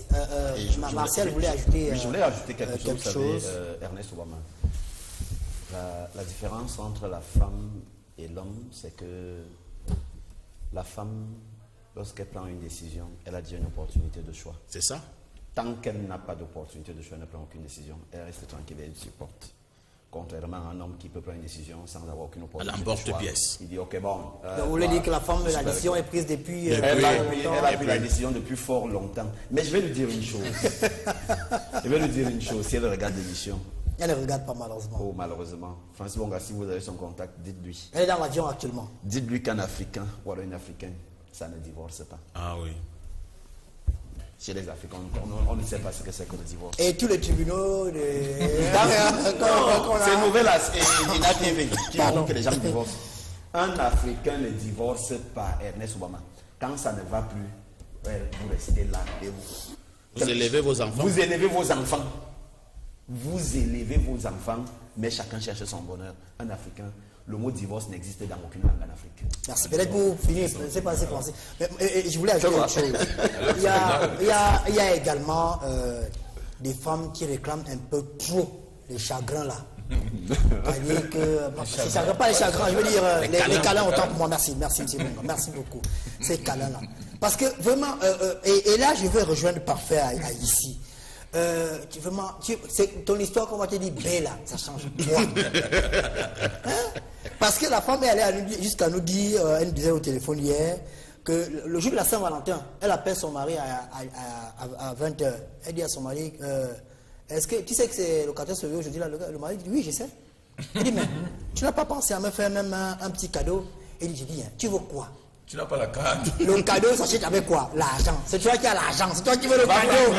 Prends l'argent, tu peux acheter le cadeau que tu veux. Ne me perturbe pas. Je fais le travail. Elle allait acheter quelque chose de somme. Et quand elle allait... C'est quand même... Le gars dit, ne me perturbe pas. C'est toi qui as l'argent là-bas. Va dans le compte, tu prends l'argent, tu achètes le cadeau que tu veux. Elle s'est acheté un cadeau, elle a posté sur Facebook. Elle a posté. Mais elle a fait quoi à ses copines que c'est son mari qui avait acheté le cadeau. Mais en même temps aussi, parfait, je pense que c'est vrai que le monsieur, il doit être à New York, il ne nous écoute pas. Mais également, nous, on doit également parler aux hommes mariés, hein, ceux qui nous écoutent ce matin. C'est vrai, l'argent seul ne suffit pas. L'argent seul ne suffit pas. On peut tout donner à une femme, mais elle a besoin quand même de ressentir votre présence. De temps en temps, prenez-la, amenez-la au club Bantou, au Menjang, chez Manuela Hero. De temps en temps, il faut l'amener manger un plat au Wenge, ou l'amener danser à l'Olympic Night Club, en espérant qu'il n'y aura pas de batte de baseball ce jour-là. De temps en temps, amenez-la manger quelque chose au restaurant Salsa ou au Socrate à Baston. C'est important. De temps en temps, il faut le faire sortir avec elle. Ou alors, quand vous partez en mission, dépensez un peu d'argent, prenez-la dans votre vol et allez avec elle. Parfait, je pense que c'est pas un mauvais conseil. Non, c'est pas mauvais, c'est pas un mauvais conseil quand même. Voilà, merci beaucoup. Comme parfait, d'accord, c'est... Qu'est-ce qu'il y a, mon gars? Il faut voir quoi? Non. Il faut avoir de l'argent? Oui, bien sûr. Pour l'amener? Oui. Oui, mais il y a ceux qui en ont, il y a ceux qui en ont, qui ne veulent pas le faire. Il y en a qui en ont et suffisamment. Voilà, on prend la pub à la régie, mesdames, messieurs, derrière le probatoire au Cameroun. Ici, every day you demonstrate your hatred for SDF and your tribal links with the CPDM. Every bad example is the SDF you want. You have not mentioned UDC militants who were chased in Ambam. You have not talked of SDF militants who were chased by CPDM supporters in Yeti. You have forgotten to tell the world that Jean Didier Momo of Padek was blocked from campaign in Samelima. The world is watching you for your subjectivity. Parfait. Ce monsieur estime que tous les mauvais exemples que tu prends, c'est contre le SDF, que tu détestes, que tu hais le SDF, et tu démontres ta haine tribale contre le SDF. Voilà, ça me rassure. Ce que j'ai encore dit ce matin contre le SDF, j'ai dit que sur le plan idéologique, au Cameroun, tu es libre d'appartenir au RDPC, à l'UNDP, au MRC, à l'UPC, au SDF. Et cela ne devrait créer aucun problème. Et j'ai dit vice-versa. On ne doit pas te faire la peau parce que tu es du RDPC. Et maintenant, quand tu vas défiler à Bamenda, on te fait la peau parce que tu es du RDPC. Est-ce que cela signifie que j'ai un problème contre le SDF? Maintenant, il parle de tribalisme. Bon, vraiment, si ça peut faire en sorte qu'il passe une bonne journée, c'est son problème. Mais en ce qui me concerne, je n'ai pas des gènes de tribalisme en moi. Je fais une analyse froide. Je dis ce que je pense et je pense ce que je dis. Bonjour, Telenovelas détruit beaucoup de familles au Cameroun. Bonjour à tout le monde, à tout le staff de la Tour d'Horizon. Je tiens à vous féliciter pour les efforts dont vous... Pour les efforts, j'aimerais demander à M. Obama pourquoi il aime toujours être en cravate rouge. Merci beaucoup. Pourquoi mes cravates rouges te dérangent? Ça, c'est privé, c'est ma vie privée. Bonjour à vous. Sauf que tu la présentes en public. Ouais, voilà. C'est voilà son problème. Mais, voilà. Ne me perturbez pas, M. Bonga. Bonjour à vous. L'attention d'un homme envers sa femme dans un couple est primordiale. Les femmes sont capables d'abandonner les moyens pour avoir un homme présent, mais cette femme ne doit pas divorcer. Irène de Soir. Irène se trompe. Irène qui parle là ne peut pas abandonner les moyens au nom de l'amour, qu'elle ne raconte pas des histoires qu'elle ne peut pas tenir. Bon, ça dépend, Martial. Moi, je pense que ça dépend du niveau également de la femme. Hein. La femme de Tony Park, l'ex-épouse de Tony Park, je crois que elle a quitté, c'est Eva Longoria. Elle a quitté pour un SMS. Hein. Elle a vu un SMS, elle est partie. Mais j'imagine qu'au Cameroun, très peu de femmes quitteraient Tony Park, qui est une star, qui a beaucoup Oui, d'argent. je parle du contexte camerounais. Oui, mais la femme en question, celle dont on parle français, bon, elle aussi, elle n'a pas de problème d'argent. Tu penses, une femme qui a un mari qui a les millions, elle ne peut plus être pauvre. C'est difficile. Bonjour Ernest, j'espère que je ne vous dérange pas. Je m'appelle Paul-Marie Pondi, je réside à Douala. J'ai enduré une situation pénible qui m'a plongé dans une grande détresse après ma retraite. Je souhaiterais en parler avec vous en privé si vous m'accordez la faveur de me recevoir, nonobstant vos responsabilités. Que Dieu vous garde, que Dieu vous garde, Que Dieu vous garde dans ses faveurs. Et bonne journée. Merci. Monsieur, appelez-moi après l'émission. Si je ne décroche pas, vous pouvez envoyer un SMS et je vous rappellerai. Merci beaucoup. Bonjour les grands. Certaines femmes cherchent à divorcer disant que l'homme rationne peu. Et voilà une autre qui est très bien rationnée. Qui veut divorcer? Où va le monde? Elle est même fâchée, hein, la femme qui envoie le message. Elle est vraiment... quelqu'un qui prétend avoir une moralité acceptable appelle un être humain animal, c'est ridicule. Merci. Haïti, que vous l'aimez ou pas, Malox est un artiste populaire confirmé, il n'a pas besoin de vous pour son buzz. Bon, écoutez, vous allez dire, il n'a pas avec vos histoires de Malox là. Hein. Aujourd'hui, on parle du probatoire. Hein. Bonne analyse, Obama, j'ai les mêmes problèmes, je ne divorce plus. Merci, c'est Carole Angaoundia. Carole Angaoundia a les mêmes problèmes, mais elle dit qu'elle ne divorce pas. C'est une vraie femme. Une femme doit savoir ce qu'elle veut. Hein? Parce que, avant de prendre la thématique, vous voyez, moi je pense que dans un couple parfait ici, le bonheur du couple, on le ressent quand les enfants ont atteint les 25 ans. Parfait ici, attends quoi, quel âge aujourd'hui? 3 ans. C'est l'aîné? Non. Elle est née à quel âge? Elle est née à 14 ans. Ouh, tu as commencé très tôt. Ouais. Alors, si vous avez 5 enfants, quand l'aîné aura 25 ans, le deuxième 23 ans, le troisième, ce qu'on attend et ce qui doit être le bonheur du couple, c'est que quand tu dis que l'aîné est ingénieur en pont et chaussée, le deuxième, il est à l'ENAM, il est en train de finir en cycle magistrature, le troisième est à Polytech, le cinquième il est en master 2 à l'ESTIC. Vraiment, personne ne peut être heureux plus que toi. À ce moment-là, votre mari est là pour se concentrer pour vous, rien que pour vous. Mais si l'enfant a 3 ans, tu commences à dire non, il faut emmener au restaurant, tu ne me dis plus bête, tout ça, ce sont des conneries. Il faut arrêter. Il faut arrêter ça. Mesdames et messieurs, ce matin, nous parlons du probatoire. C'est un examen officiel au Cameroun qui se déroule chaque année. Et pourtant, on ne devrait plus l'avoir. À quoi sert le probatoire, Martial Ouna? Je ne dirais pas rien, parce que une chose est certaine, c'est que pour arriver au probatoire, pour arriver à l'examen qui sanctionne cette classe-là, il y a une chose qui est certaine, c'est que vous avez passé le temps quand même sur les bancs et que vous avez appris des choses, vous avez appris les sciences, le français, les langues, ainsi de suite et ainsi de suite. Donc ça veut dire que on ne peut pas de fait dire que le probatoire ne sert à rien. La question du probatoire s'est toujours posée pour la simple et unique raison qu'au Cameroun, la plupart des concours, en dehors des ENIEJ, il n'y a pas de concours niveau probatoire, si je ne m'abuse. Aucun. Il y a quand la police, même la gendarmerie. Non, pas la police. Il y a la police aussi. Quelle grade? Non, c'est vrai qu'il y a même plus la police. Il n'y a pas la police. Parce qu'à l'époque, les officiers, c'était avec le probatoire, mais maintenant, les officiers, c'est déjà le baccalauréat. Oui, c'est le baccalauréat. Bon, il y a quand même aussi les concours de la santé, présente avec le probatoire. Quelle santé? Quelle santé? Santé non, les infirmiers diplômés. La santé publique, non? Les infirmiers diplômés. Et il y a même, on les appelle dans le domaine technique, les laborantins. Ah oui, les laborantins, oui. On les appelle quoi? Opérateurs de laboratoire, je crois. Technicien de surface? Non. Technicien de surface, c'est autre chose. Les jardiniers, non? Technicien de surface, c'est ceux qui nettoient Je crois que c'est les douches, les toilettes. Je crois que c'est les techniciens d'imagerie médicale, quelque chose comme ça là. Ce sont les laborantins, non? Oui, laborantins. Les technico-médico-sanitaires. Les laborantins, ce sont les technico-médico-sanitaires. Voilà, technico-médico-sanitaires. Donc, les c'est vrai. Non, c'est ça. Si, c'est vrai. Ok, Marcel, allez-y. Donc, vous vous rendez donc compte que et remarquez très bien que c'est des concours qui n'intègrent pas dans la fonction publique. Pas du tout.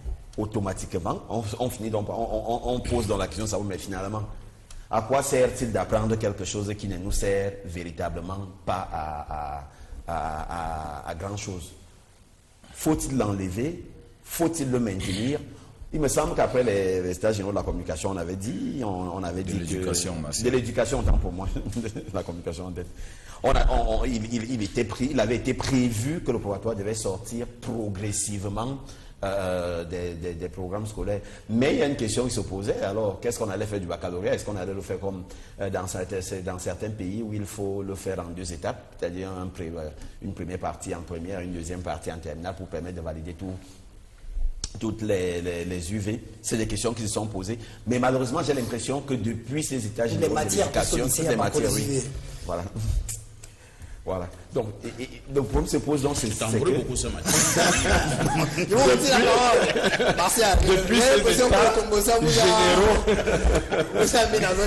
ces états généraux de l'éducation, j'ai l'impression qu'aucun ministre n'a plus voulu remettre le sujet sur la table des discussions. C'est de ça qu'il s'agit. Même moi, personnellement, il me semble que le probatoire, bon, il ne nous sert pas à grand-chose. Ok, on nous signale que tous les concours du Sénagès, c'est avec le probatoire. Hein. Le Sénagès, c'est le Centre national. Le petit frère de l'INGS. C'est pour les. Centre national de la jeunesse et des sports. Ouais. Les maîtres de sport. Les maîtres de sport, voilà. Ok, Francis, en tant que président de l'association pour l'éducation. Il est dans son élément. Qui est en hibernation. Ah bon? Parce qu'il y a très peu d'activités. Je ne sais pas. Ça veut dire le président est incompétent? Non, je ne sais pas moi. Je n'ai pas vu ces 6 derniers mois une activité de l'association. Bon, à quoi sert le probatoire, monsieur le président? Est-ce que le ministre a calmé reçu? Je ne sais pas si sur le plateau, les uns les autres se comportent comme membres de cette association. Auquel cas, je saurais que les activités, nous les menons pour tout le temps. Les cas des membres s'acquièrent avec 2000 francs CFA, c'est pas beaucoup. Je voudrais dire que chaque fois qu'on parle d'une actualité comme celle-là, je suis un peu déçu parce que nous avons pris des initiatives allant dans ce sens. Non pas pour qu'on retire forcément le probatoire, mais pour rappeler que le retrait du probatoire fut une recommandation forte des États généraux de la communication. Alors, c'est l'éducation. Martial a contaminé son histoire. Et donc, aujourd'hui, il n'est plus question de savoir si on veut qu'on retire ou si on ne veut pas qu'on retire. Le débat n'est plus là. À l'époque, il y avait eu débat, et un débat très houleux, à l'issue duquel on avait décidé de retirer le probatoire de notre système éducatif.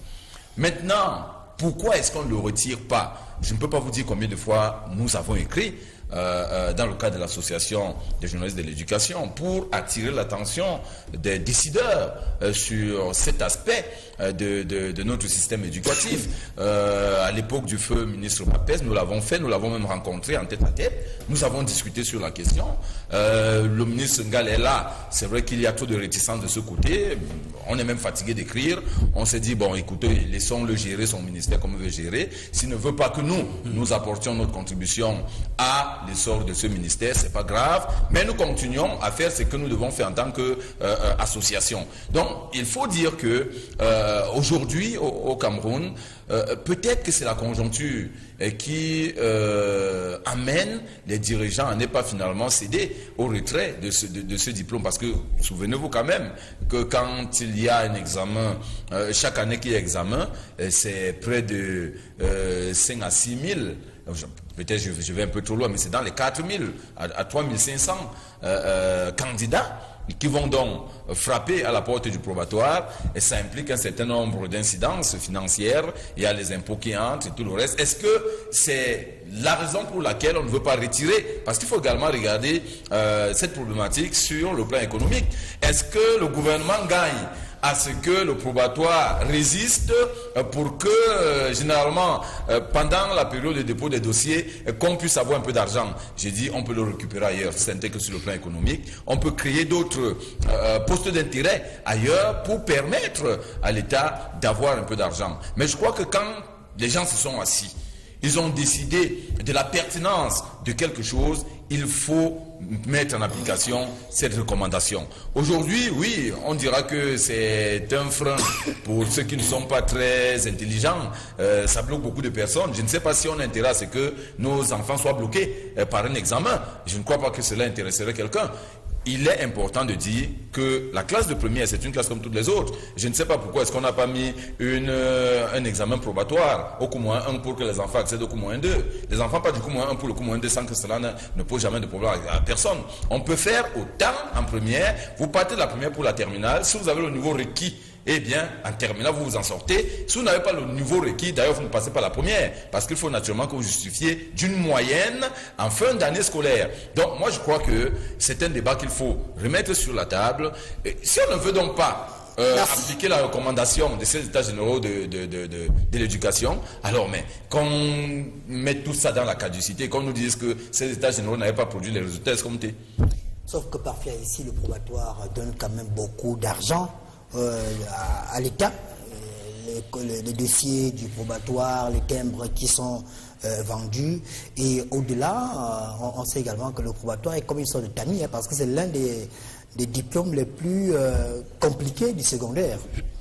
Oui, je le réitère, effectivement, sur le plan financier, sur le plan des entrées au niveau du trésor public camerounais, on ne va pas dire que c'est rien ce que le probatoire apporte. Au niveau des caisses de l'État, c'est quand même beaucoup d'argent, des centaines de milliers de candidats chaque année. Ça apporte une bonne cagnotte dans les caisses de l'État. C'est la première chose. Maintenant, pour parler effectivement de cet examen probatoire, je suis presque d'accord avec Martial Ouna. Il va falloir déjà au niveau de notre système éducatif et beaucoup plus au niveau de nos concours administratifs et notamment la présentation de ces concours, que nous ayons encore bon nombre de concours administratifs où l'on peut présenter avec le diplôme probatoire. Parce que de plus en plus quand même, ils ne sont plus nombreux les concours qui admettent ce diplôme. Nous sommes partis pratiquement du CEP, BEPC, baccalauréat, licence. Voilà les diplômes qui sont de plus en plus sollicités au niveau de nos concours administratifs. Ça, c'est la deuxième chose. Maintenant, la troisième chose, parlant toujours de cet examen, Francis disait... On nous apprend également qu'avec le probatoire, on peut soigner des hommes qui se comportent comme des animaux, dont devenir vétérinaires. Oui, ça c'est important. Ça, c'est important. Oui, les vétérinaires, ils sont très importants pour nos chiens, pour nos chats, ainsi de suite, et tous ceux qui se comportent comme des chiens, dont les vétérinaires sont habilités à les soigner. Cela étant dit, je voudrais revenir à l'autre aspect. Francis disait que, bon, au niveau du cours moyen 1, des enfants passent pour aller au cours moyen 2, il y a les bulletins et tout ce qui va avec pour savoir que tu peux présenter le concours d'entrée en 6e ou bien le CEP. Oui, c'est vrai, mais seulement on connaît la mentalité des Camerounais qui est vraiment une mentalité très compliquée pour bon nombre d'entre eux. Si on dit aujourd'hui que maintenant accède en terminale et maintenant peut présenter l'examen de baccalauréat avec l'entrée en terminale, mais c'est la blague. Les gars de Bonamous vont être plus riches que certains directeurs généraux. Tout le monde ira frapper les bulletins, les faux bulletins là-bas pour présenter l'examen, le baccalauréat, avec des faux diplômes de la classe de première. C'est vrai que c'est pour ça que c'était bon au Tchad. Je pense, voilà pourquoi du côté du Tchad, du côté de la Centrafrique, les Camerounais, depuis de longues années, y vont pour aller présenter le baccalauréat, parce que de ce côté, il n'y a plus le probatoire. Et la majorité... Ah, parfait, je te coupe pas. L'autre jour, quand je voyageais à l'aéroport de Douala, j'ai rencontré un monsieur bien habillé. Qui m'a dit, monsieur Obama, bonjour, comment vous allez? Je vais bien. J'aime ce que vous faites, j'aime ce que vous faites. Et je suis venu accompagner mon fils là, il va... à Bangui? Non, je n'ai pas cité le nom de la ville. Mais ce n'est pas un pays camerounais, c'est une capitale sous-régionale. Il va là-bas pour faire son baccalauréat. Apparemment là-bas, c'est bon. Le père lui-même, il me dit qu'il m'a dit qu'apparemment là-bas, il a fait ça de la main, je ne sais pas. C'est que ça. Et moi j'ai des exemples, quitte à ce qu'on me prenne encore en sandwich ce matin, mais je n'ai pas peur de ça. La majorité des cancres qui sont partis du Cameroun, ils ont fait le probatoire 10 ans, le baccalauréat 5 ans, ils n'ont pas eu. Lorsqu'ils sont allés à Bangui, premier concours, ils ont réussi avec brio. Ils sont allés au Tchad. Première présentation, ils ont même eu les félicitations des membres du jury. Sauf qu'à l'international, le baccalauréat centrafricain a plus de valeur que c'est ça donc l'ironie du sort. Et vous savez pourquoi il a plus de valeur? Non. C'est parce qu'à un moment donné, au Cameroun, il y a eu le phénomène de dont des épreuves qui se vendaient même dans les carrefours, au vu et au su de tous. Au niveau de la France, au niveau de l'Angleterre, on le savait. Conséquence, on a commencé à bouder les diplômes camerounais à l'international. Mais je voudrais vous dire que les diplômes camerounais sont des diplômes d'une excellente valeur lorsque tu es au niveau de la sous-région. Moi, j'ai eu la chance d'aller au Tchad, d'aller en Centrafrique, d'aller au Congo, d'aller au Gabon et tout ça. Vraiment, les Camerounais sont très bien formés. La preuve, va dans nos grandes écoles de formation, vous verrez combien de Gabonais nous formons par mois, par an, combien de Tchadiens, combien de Centrafricains, même les Congolais, ainsi de suite. Donc, en mon humble avis, pour me résumer, Ernest Obama, je suis dubitatif quant à l'aspect d'enlever cet examen. Pour moi, il reste quand même un tamis. Il reste un tamis. Il y a beaucoup d'aventuriers au niveau de nos lycées. Il a dit que chaque année, il entre, il fabrique un faux bulletin. Il a en 5e, faux bulletin 4e, faux bulletin 3e. Et il arrive en première. Là-bas, en première, tu ne vas plus fabriquer le faux probatoire. C'est là, c'est terminé. Si tu es un homme, c'est là la barbe commence à sortir. Si tu es une femme, la poitrine commence à s'affaisser. Ainsi de suite. Terminé. Ton cursus s'arrête là en première. Donc, quelque part, ce diplôme a également toute sa valeur. C'est vrai que ça me rappelle quand on est arrivé en première, on avait trouvé ce qu'on appelait au lycée des Mvek Papa. Nous, on les appelait commissaires 2 étoiles, 4 étoiles. Il y avait les tomes. Après, le gars dit que non, cette année, c'est l'essai. L'essai, c'est quoi? Il dit que le probatoire reconnaîtra ses anciens clients. Il dit que non, c'est au moins la 5e fois que tu auras le problème. Ça c'est une manière d'étudier cette année. Viens au cours quand tu as un peu de temps. Le gars te décourage. Bon, tu réussis à obtenir le probatoire. Tu arrives en première, en terminale. Tu vois les deux gars disent non, la terminale, la philo, non, tu es encore jeune. Tu ne peux pas réfléchir. Quand on va te parler de Platon, de Descartes, après tu as le bac, les tétés, les pépés là, restent, ils sont toujours là. Mesdames, Messieurs, merci d'avoir suivi le programme. C'était Tout d'Horizon. On se retrouve demain à la même heure sur les mêmes antennes de Vision 4 Télévision. Sidoine Moncam, notre Nefertiti, sera des vôtres. Tout à l'heure, pour le journal de la mi-journée, Jean-Jacques Zé, ce soir à 20h, Bisléouye à 18h, Passerelle, 15h30, Play avec Kapeski, 16h de News avec Loveline NJ. On vous souhaite une excellente journée en compagnie des programmes de Vision 4. N'oubliez jamais, le temps reste et demeure le véritable tribunal de l'histoire. Bien le bonjour.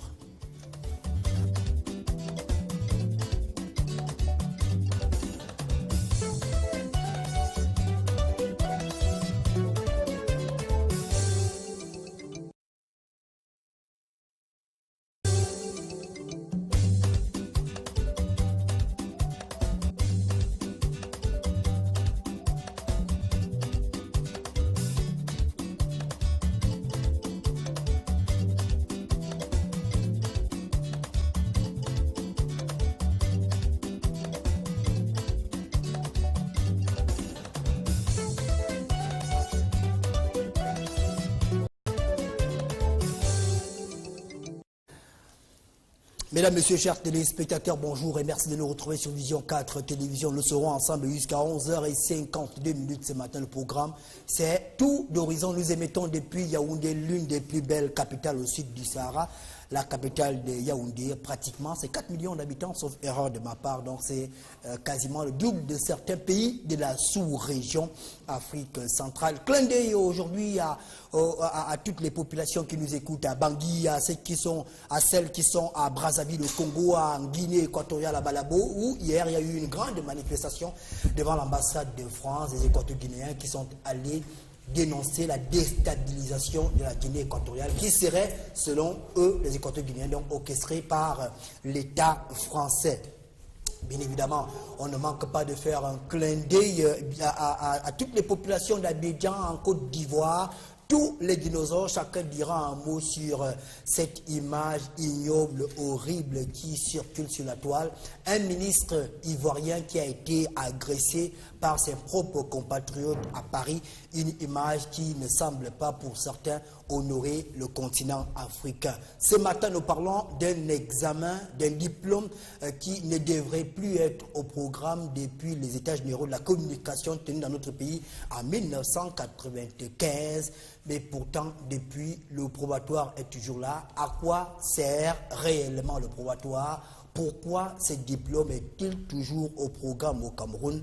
Quelles sont les conséquences de la mise en place et de cet examen dans notre pays, le Cameroun? On en parle aujourd'hui parce que plusieurs milliers de Camerounais sont en ce moment en salle d'examen pour essayer d'obtenir ce diplôme-là, le probatoire. Et pourtant, dans très peu de concours au Cameroun, ce diplôme est réellement sollicité. Vous aurez droit à la revue de la presse de ce matin qui portera la signature de Martial Tadé Ona. Francis Bertrand Bonga sera encore là ce matin pour le Congo ça du jour. Nous sommes heureux de vous savoir nombreux devant vos petits écrans. On fait un clin d'œil particulier à Joël Kwemo qui nous écoute ce matin.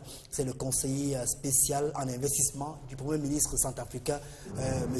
Sarandi. Parfait ici, bonjour. Bonjour Ernest Obama, bonjour à Martial, bonjour à Francesco.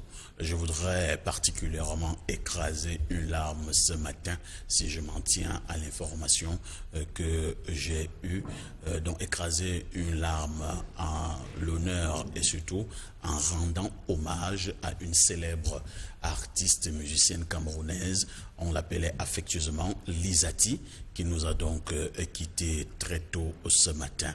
Donc Lizati était une célèbre artiste, elle a longtemps souffert, mais les informations en ma possession font état de ce qu'elle a finalement cassé le microphone. Lizati n'est pas seule. Il y avait également un autre que nous montrions régulièrement au niveau de notre chaîne. On l'appelait également Tonton Manioc. J'ai également appris que Tonton Manioc a également cassé sa guitare. C'était un célèbre artiste aussi, bien aimé de bon nombre de téléspectateurs. Lorsque je parle de Tonton Manioc, je suis de tout cœur avec le colonel Eli Bondol, qui affectionnait particulièrement la chanson de Tonton Manioc, qui était régulièrement diffusée sur Vision 4. Donc, pour ces deux artistes musiciens camerounais, je souhaite simplement que la terre de nos ancêtres leur soit éternellement reconnaissante. Bien des choses à tous nos nombreux téléspectateurs. Lizati, vous vous souvenez encore de l'une de ses chansons, non? Oui, le titre à succès, Associé. Comment c'est déjà? Associé. C'est elle qui a chanté? Oui. Ah, d'accord. Tu connaissais le Associé. Tu chantes là ou bien? Associé au Laki Simba. Ah, voilà, c'était une voix. Associé au Laki Simba. Et Nangui. Ah, c'était elle, Lizati. Très belle chanson. D'accord. Ah, il y a des grands musiciens à Douala, hein, quand même. Parfait. Devrait aussi mimer. Tonton Manioc. Oui, Tonton Manioc, il avait une chanson toute particulière. Je me rappelle encore l'avoir vue lors de la célébration. Qui a Samsung, il chantait « Ce monde va passer, ah, oui. Ce monde va passer, ce monde va passer, seul Jésus ne passera. Les téléphones portables vont passer. » Et il chantait, même les papes vont passer. Le pape Jean-Paul II a pris la route. Bon, c'était très comique, mais en même temps bien pertinent. Tonton Manioc, avec sa guitare, qui ne s'en séparait presque jamais. On m'a fait comprendre qu'il est tombé à cause d'un accident de la circulation. Parce que moi j'ai vu Tonton Manioc, il était bien portant, en bonne santé. Malheureusement, ce vilain accident a eu raison de lui. Merci beaucoup. On va donc présenter nos condoléances aux familles des deux, la famille de Lizati et la famille, bien sûr, de Tonton Manioc. C'est un artiste que Madame le maire également, hein, Maman Elie aimait particulièrement. Je sais bien de quoi je parle. On va accueillir Francis Bonga ce matin. Bonjour. Bonjour Ernest, bonjour Parfait, bonjour également Martial Ona, bonjour aux fidèles téléspectateurs de Vision 4 et de tout d'horizon en particulier. Je voudrais ce matin dire un bonjour. C'est que, exclusivité Vision 4, 3 émissaires du Vatican sont arrivés au Cameroun hier pour l'affaire Monseigneur Bala. Il devrait rencontrer les autorités camerounaises. C'est pour mettre plus de pression encore sur Yaoundé pour avoir la vérité sur cette affaire, l'assassinat de Monseigneur Bala. Autre information qui concerne le Cameroun, Elle est camerounaise, elle s'appelle Danielle Obono.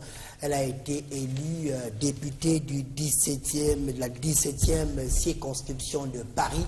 C'est une Camerounaise noire de peau et elle appartient à la France insoumise. Donc le Cameroun est représenté en France. Donc c'est une bonne chose d'avoir parfait ici une compatriote députée en France. C'est une bonne chose. Vous voyez, les jeunes au Cameroun, c'est dur d'être député au Cameroun, hein, mais en France, au moins, elle est députée. Vous voyez donc que si les gens vont s'installer ailleurs pour prendre des cours, je ne sais pas. Alors, M. Bonga, est-ce qu'il y avait une information peut-être? Oui, il y a des frères qui regardent l'émission et qui nous annoncent également le décès d'un ancien footballeur, d'un ancien vieux indomptable, Tangana Otu. Oui. Il a été de la génération 68 avec les Tokoto et autres. Donc, il voulait quand même que l'opinion soit informée de ce que ce grand homme nous a quittés. Tout à l'heure, Ernest, vous avez évoqué d'entrée d'émission cette agression dont a été l'objet un ministre ivoirien, un ancien ministre, je crois, ivoirien. J'ai vu la vidéo, elle est choquante. Elle est très choquante. Je me pose la question de savoir comment est-ce qu'on en arrive là. Et surtout en plein Paris. En plein Paris. Et France 24 a diffusé. Ces personnes doivent être rattrapées d'abord. Il faut qu'on les rattrape parce qu'à un moment donné, il faut. Hier, on condamnait ici justement les actes de certaines personnes. Je crois que ça fait mal dans la toile. Hein, oui, tout à fait. Je me suis rendu compte parfait. Je crois que des comportements comme ceux-là, il faut les classer dans la poubelle. Classer dans la poubelle. On n'a pas besoin, même si vous n'aimez pas quelqu'un, même si vous estimez que cette personne n'a pas les mêmes convictions idéologiques que vous, vous n'avez pas besoin de traiter un être humain de cette manière-là. Et ce ministre, c'est un papa, c'est un vieux. Quand vous l'amochez avec les coups de poing comme je l'ai vu, vous pensez à vos parents? Je crois que c'est quand même terrible. Il faut qu'on sensibilise les Africains. La quête du pouvoir passe forcément par la conviction idéologique.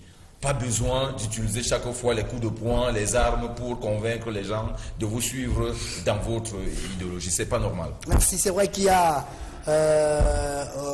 on dit qu'Obono est gabonaise, c'est ça? On ne dit pas qu'elle est gabonaise. Moi j'ai vu le post de Vincent Sosen Fouda qui nous dit qu'elle est camerounaise. Bon, Obono, gabonaise, c'est la frontière quelquefois. Vincent Sosen Fouda a mis dans son post qu'elle est gabonaise. Tu travaillais alors Vincent Sosen? Non, mais c'est un confrère. Il donne une information. Quand Fouda est journaliste, il a donné l'information. Bon, en tout cas, Gabon, Cameroun, ce n'est qu'un pas. Mais c'est M. Fouda qui a publié ça sur sa page Facebook et qui a dit qu'elle est gabonaise, donc qu'elle est camerounaise. Maintenant, vous apprenez le confirme. Bon, on confirme qu'elle est gabonaise. Donc, elle est donc gabonaise, elle n'est pas camerounaise. Bon, malheureusement, nous, on sait déjà ici qu'elle est... Monsieur Fouda, qu'est-ce que tu nous fais comme ça? On croyait que c'était une camerounaise. Merci d'avoir rectifié rapidement. Et dernier développement sur l'affaire la bastonnade infligée à Malox, la supposée bastonnade. Il y a eu un communiqué de l'Olympique Night Club hier qui dit clairement qu'il n'y a jamais eu agression, que certes une dame s'est présentée devant lui, comme on le voit sur les images, et qu'en sortant même de l'Olympique Night Club, Malox a eu le temps de faire des photos avec ses fans. Il est sorti sur ses deux pieds. Il n'a pas été agressé, qu'il y a même des vidéos qui attestent que le bonhomme n'a pas été du tout agressé. Le problème, c'est qu'il fait quoi? Non, je peux vous dire un mot là-dessus. Vous savez. Vous étiez là-bas? Non. Les stars ont ceci de particulier que lorsque la côte... Les stars, Non, permettez. Les stars de la chanson et bien tout le reste ont ceci de particulier que lorsque la cote de popularité est en train de baisser, ils créent un buzz et ça fait ce que ça fait. Ça peut être que c'est un buzz, je ne dis pas que c'est ça. Si l'Olympic Night Club dit que le mec est ressorti sur ses deux pieds, alors... D'où sortir que 2 secondes après, il se retrouve sur un lit d'hôpital avec une bande là et les yeux fermés en disant... En créant le buzz, il a terni l'image de l'Olympique Night Club et que aujourd'hui, M. Nguélé est en droit de lui porter plainte pour diffamation, propagation de fausses nouvelles. Parfait, ici, vous voulez revenir sur... ce que vous avez surabondamment dit hier, peut-être? Non, je ne vais plus dire ce que j'ai dit hier parce que je n'aime pas être redondant. Je pense que j'ai été bien compris hier dans mon développement. C'est vrai que jusqu'à 1h du matin, Il y en avait qui m'envoyaient des messages, ceux qui me soutenaient et ceux qui me traitaient aussi de tous les noms d'oiseaux. Ce n'est pas grave, c'est ça le monde. Mais c'est la démocratie. Chaque chose ne pouvant exister que par rapport à son contraire. S'il y a le haut, il y a le bas, s'il y a le noir, il y a le blanc. S'il y a le bon, il y a le mauvais. Et maintenant, le reste, vous pouvez imaginer.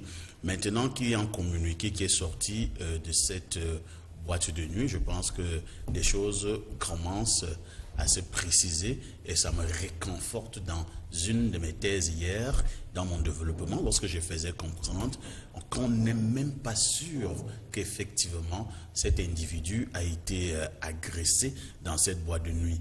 Comme c'est un apôtre, il y a, donc c'est normal que nous serions habituellement au niveau des CEPE, des BEPC. Maintenant, je ne sais pas l'information de notre confrère, si elle est avérée, on va simplement dire que c'est grave. Vous savez, la présidence est un haut lieu, la présidence de la République, et c'est un lieu qui revêt véritablement un symbole et toute une symbolique. On se dit quand même que de ce côté, on devrait avoir des personnes qui ont une moralité acceptable et non des personnes qui brilleraient par des actes répréhensibles. S'il est vraiment établi qu'autant de personnes, parce qu'il faut dire que, je vois là pratiquement c'est plus de 100 personnes. 164 personnes. 164 personnes sont détentrices effectivement de faux diplômes.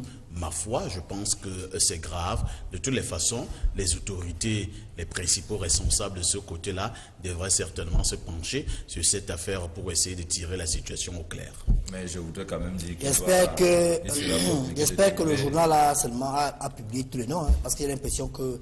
Ah, il y a les noms que vous recherchez particulièrement. Le journal, visiblement, s'est limité à ceux que Parfait présentait, fleuristes et autres techniciens de surface. C'est ça. Mais maintenant, voulez-vous qu'on aille chercher des bacheliers pour aller tailler les fleurs ou alors des licenciés pour aller faire la vaisselle? C'est vraiment pas. Ce serait un peu compliqué. Mais sauf que parfait, ces gens-ci parfois ont effectivement les diplômes. Hein. Mais l'âge, il y a un problème d'âge parfois qui se pose.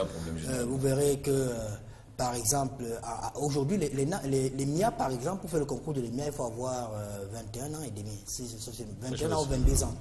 Et il faut être entre la deuxième et la troisième année de l'université pour faire...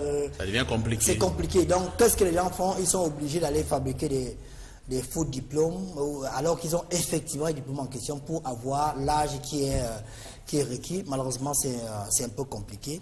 Je pense effectivement, Ernest, le problème que vous soulevez est réel. Il y a eu une promotion, par élégance, je vais taire le nom de cette promotion de la police. C'était franchement un scandale. On avait pris trop de Camerounais, même du tout venant. J'ai vu des cas où l'office réussit le concours la police. Sa mère, qui braisait le poisson au quartier, réussit aussi le même concours la police. C'est-à-dire que l'office et la maman vont en formation ensemble. À la police, ce que j'ai dit là, à la police, savent que je dis la vérité. Bon, je les connais. Oui, et il y a des cas. Et vous comprenez donc que la maman avait déjà autour de 42 ans, donc naturellement, elle ne pouvait plus entrer à la police. Elle a dû couper, même 15 ans. Et elle entre à la police avec son fils. Entre-temps, quand même, reconnaissons un fait dans ce pays, le Cameroun, pendant pratiquement 15 ans, il y a eu des concours administratifs, bon nombre de concours administratifs qui étaient bloqués. C'est-à-dire qu'on ne les lançait pas, on n'y avait pas présentation de ces concours. Le temps a passé. Il y a eu des brillants garçons, des brillantes jeunes filles qui ont obtenu des baccalauréats, des licences, des masters et que sais-je encore, mais ne pouvaient pas présenter les concours. Au moment où on recommence à lancer les concours, la date de présentation de concours est déjà dépassée. L'âge requis n'est plus... L'âge requis est dépassé. Vous avez donc un monsieur qui a un master, un brillant master obtenu peut-être lorsqu'il avait 24 ans, mais il a déjà 32 ans. Il ne peut plus présenter le concours. Qu'est-ce qu'il fait? Beaucoup sont allés à Bonamoussadi. Bonamoussadi est un quartier bien populaire et populaire de Yaoundé. Il coupe l'âge, il enlève même 10 ans. Et on falsifie l'âge au niveau du diplôme et il vient présenter le concours en question. En réalité, le diplôme n'est pas faux, mais simplement il y a eu falsification. Bon, il y a cette question de diplôme-là et d'âge. Parce que quand je regarde, Marcel, tu vas prendre la parole. Vraiment, quand je vois mon frère, Louis Pascal Fouga, retraité, et parfois, quand je fais un tour à la CRTV radio, à la CRTV télé, je vois les papas qui sont dans les couloirs là. Non, parfois, je reste et dis, Seigneur. Donc, celui-ci, lui, c'est son grand frère. Vraiment, quand tu regardes quelqu'un tu vois qu'il est amorti. Il y a même un à qui on a demandé, mais tu vas enregistrer dans combien de temps? Il dit dans 7 ans. Oh, le gars est vraiment terminé, amorti. Hein? Parce que les gens ont changé leurs âges, ils ont torpillé leurs âges, n'est-ce pas, Martial? Oui, oui, effectivement. Je pense que pour éviter, les gens ne se lèvent pas pour aller faire le faux. Ce n'est pas qu'ils justifient ce qu'ils font, mais c'est que les gens sont rattrapés par les contraintes de la vie. Conséquence, quelqu'un est prêt à tout pour avoir un emploi. Ça. Et ça, c'est parce qu'au niveau de ceux qui nous dirigent, on n'a pas pensé la fonction publique. Ailleurs, la fonction publique est sur contrat. Tu peux entrer dans l'armée ou bien la police, tu leur dis vraiment, je travaille avec vous pendant 5 ans. Après, vous signez un contrat, vous allez en formation après 5 ans. C'est terminé. Si vous voulez renouveler, vous renouvelez. Mais ici, chez nous, vous avez quelqu'un qui entre, et puis pour ne prendre que le cas de l'armée, quelqu'un travaille dans l'armée pendant 35 ans. Soyons sérieux. Entre-temps, il y a d'autres personnes qui ont voulu intégrer peut-être un corps de métier, mais comme on a dit qu'il y avait la crise économique et que bon, l'État ne peut pas recruter pour le moment, on est coincé, on a tout gelé, comme disait parfois ici, on a gelé les concours. Conséquence, les gens aujourd'hui se disent, mais attention, je ne peux pas avoir fait mon école. Je ne peux pas avoir obtenu mes diplômes et je ne travaille pas pour la simple et unique raison que ce n'est pas... que l'âge évolue. Que je n'ai plus l'âge. Qu'est-ce qui fait problème? Vous pensez vraiment qu'on devrait limiter l'âge d'entrée à la fonction publique à 32 ans? Je dis non. D'accord, merci. Je dis non. Merci beaucoup, Martial. Et ça partira de la réforme de l'âge de départ à la retraite au Cameroun. Lorsqu'on va l'harmoniser, tous les problèmes vont se résoudre demain. Espérons qu'il y aura une vraie réforme. Hein. Alors, on va annoncer... oui, allez-y. Vous voulez que j'annonce d'abord? Oui, annoncer toujours sympathique à toutes les populations qui nous regardent depuis Garoua.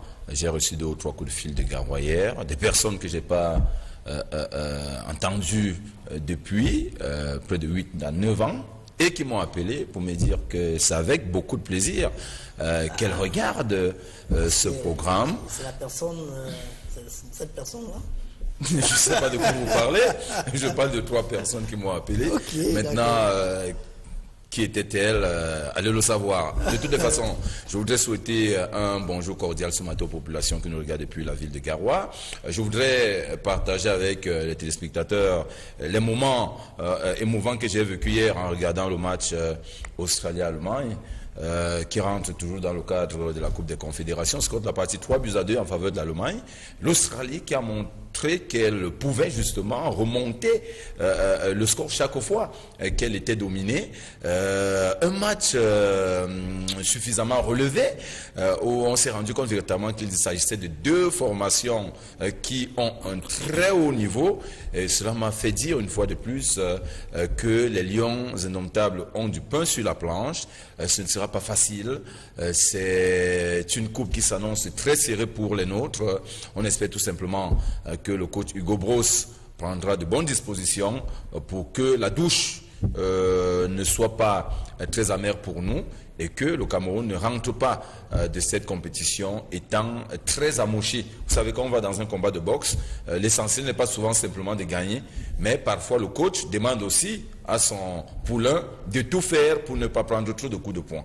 Il y a ça aussi. Donc, il faut prendre la mesure des prochaines rencontres des Lions. Ce ne sera pas facile, mais on leur souhaite quand même bonne chance. Mais l'équipe, la National Mannschaft, qui n'a que quelques champions du monde, parmi lesquels Mustafi, il y a également Julian Draxler, le joueur du Paris Saint-Germain, qui est par ailleurs le capitaine de l'équipe. L'autre joueur du PSG, Kevin Trapp, était sur le banc de touche hier, mais il est fort possible qu'il démarre la prochaine rencontre, puisque celui qui était titulaire n'a pas été terrible au cours de cette rencontre. Martial, bonjour. Bonjour Francis, bonjour également à Parfait. Je voulais dire bonjour ce matin à une jeune dame qui nous regarde depuis la ville de Tchang. Il s'agit de Mlle Terry Notoum, à qui je dis donc bonjour ce matin. C'est une fidèle des téléspectatrices. Et je voulais également aussi dire bonjour et pourquoi pas souhaiter un bon retour au représentant résident de l'IAI et Cameroun, M. Armand Claude Abanda, qui a justement regagné le Cameroun On lui souhaite d'ailleurs un excellent début de semaine. Armand Claude Abanda qui a reçu un prix en France, un autre prix, il va de prix en prix, un autre prix pour la promotion de la femme au Cameroun. Et là, c'était en France. On se souvient que la dernière fois, c'était en Afrique du Sud. On dit une fois de plus bravo à M. Armand Claude Abanda, représentant résident de l'IAI Cameroun, qui était encore sur le terrain ce week-end, notamment au collège Vogt à Yaoundé et au collège Stenzi. C'est à Mona Télé, le collège Stenzi à Obala. Lui, il a été élève au collège Stenzi et enseignant plus tard dans ce même collège. Et chaque année, il fait un effort d'aller là-bas pour premier les meilleurs du collège Stenzi. On va remercier ce matin le Centre d'expertise et de développement en santé communautaire. Il est basé au quartier Hawaï, Maison Rouge. Parfait Martial Francis, ce monsieur, il a suivi notre appel ici. On disait qu'on souhaitait aller dans notre village à Ebogo en marge de la Super Coupe Samuel Eto'o pour apporter les soins aux populations de notre village. Il nous a dit qu'il est disposé à nous donner 10 médecins pendant 5 jours. Ils seront là pour des consultations qui seront gratuites et une prise en charge qui pourrait également être gratuite pendant 5 jours. Donc on dit déjà merci au CETSCOM, donc le Centre d'expertise et de développement en santé communautaire.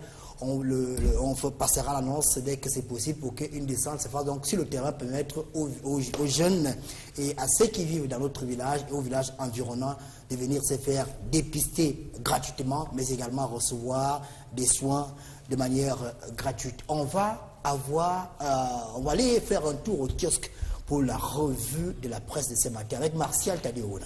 On commence justement avec le journal Kalara, l'hebdomadaire du monde juridico-judiciaire, qui revient justement sur le conflit de propriété qui oppose donc l'État de Cameroun à la société donc Vodafone. Et le journal de Noura Kalara qui en parle donc ce matin nous apprend donc aujourd'hui que le directeur général et le directeur des affaires financières de Vodafone sont donc recherchés pour terrorisme au Cameroun. Le journal parle notamment d'une affaire qui a des relents de manipulation du fait des intérêts que charrie donc cette affaire Vodafone donc au Cameroun, laquelle entreprise a d'ailleurs été rappelée comme étant celle-là ne disposant pas d'une licence donc d'exploitation et de fonctionnement donc au Cameroun. Nous restons avec les journaux et les tribunaux justement pour parler avec le journal Le Jour. Le journal Le Jour qui revient justement sur le projet de loi qui a donc été déposé du côté de l'Assemblée nationale hier, alors que les travaux aussi poursuivent justement, lequel projet de loi vise justement le fonctionnement du tribunal militaire à Yaoundé au Cameroun.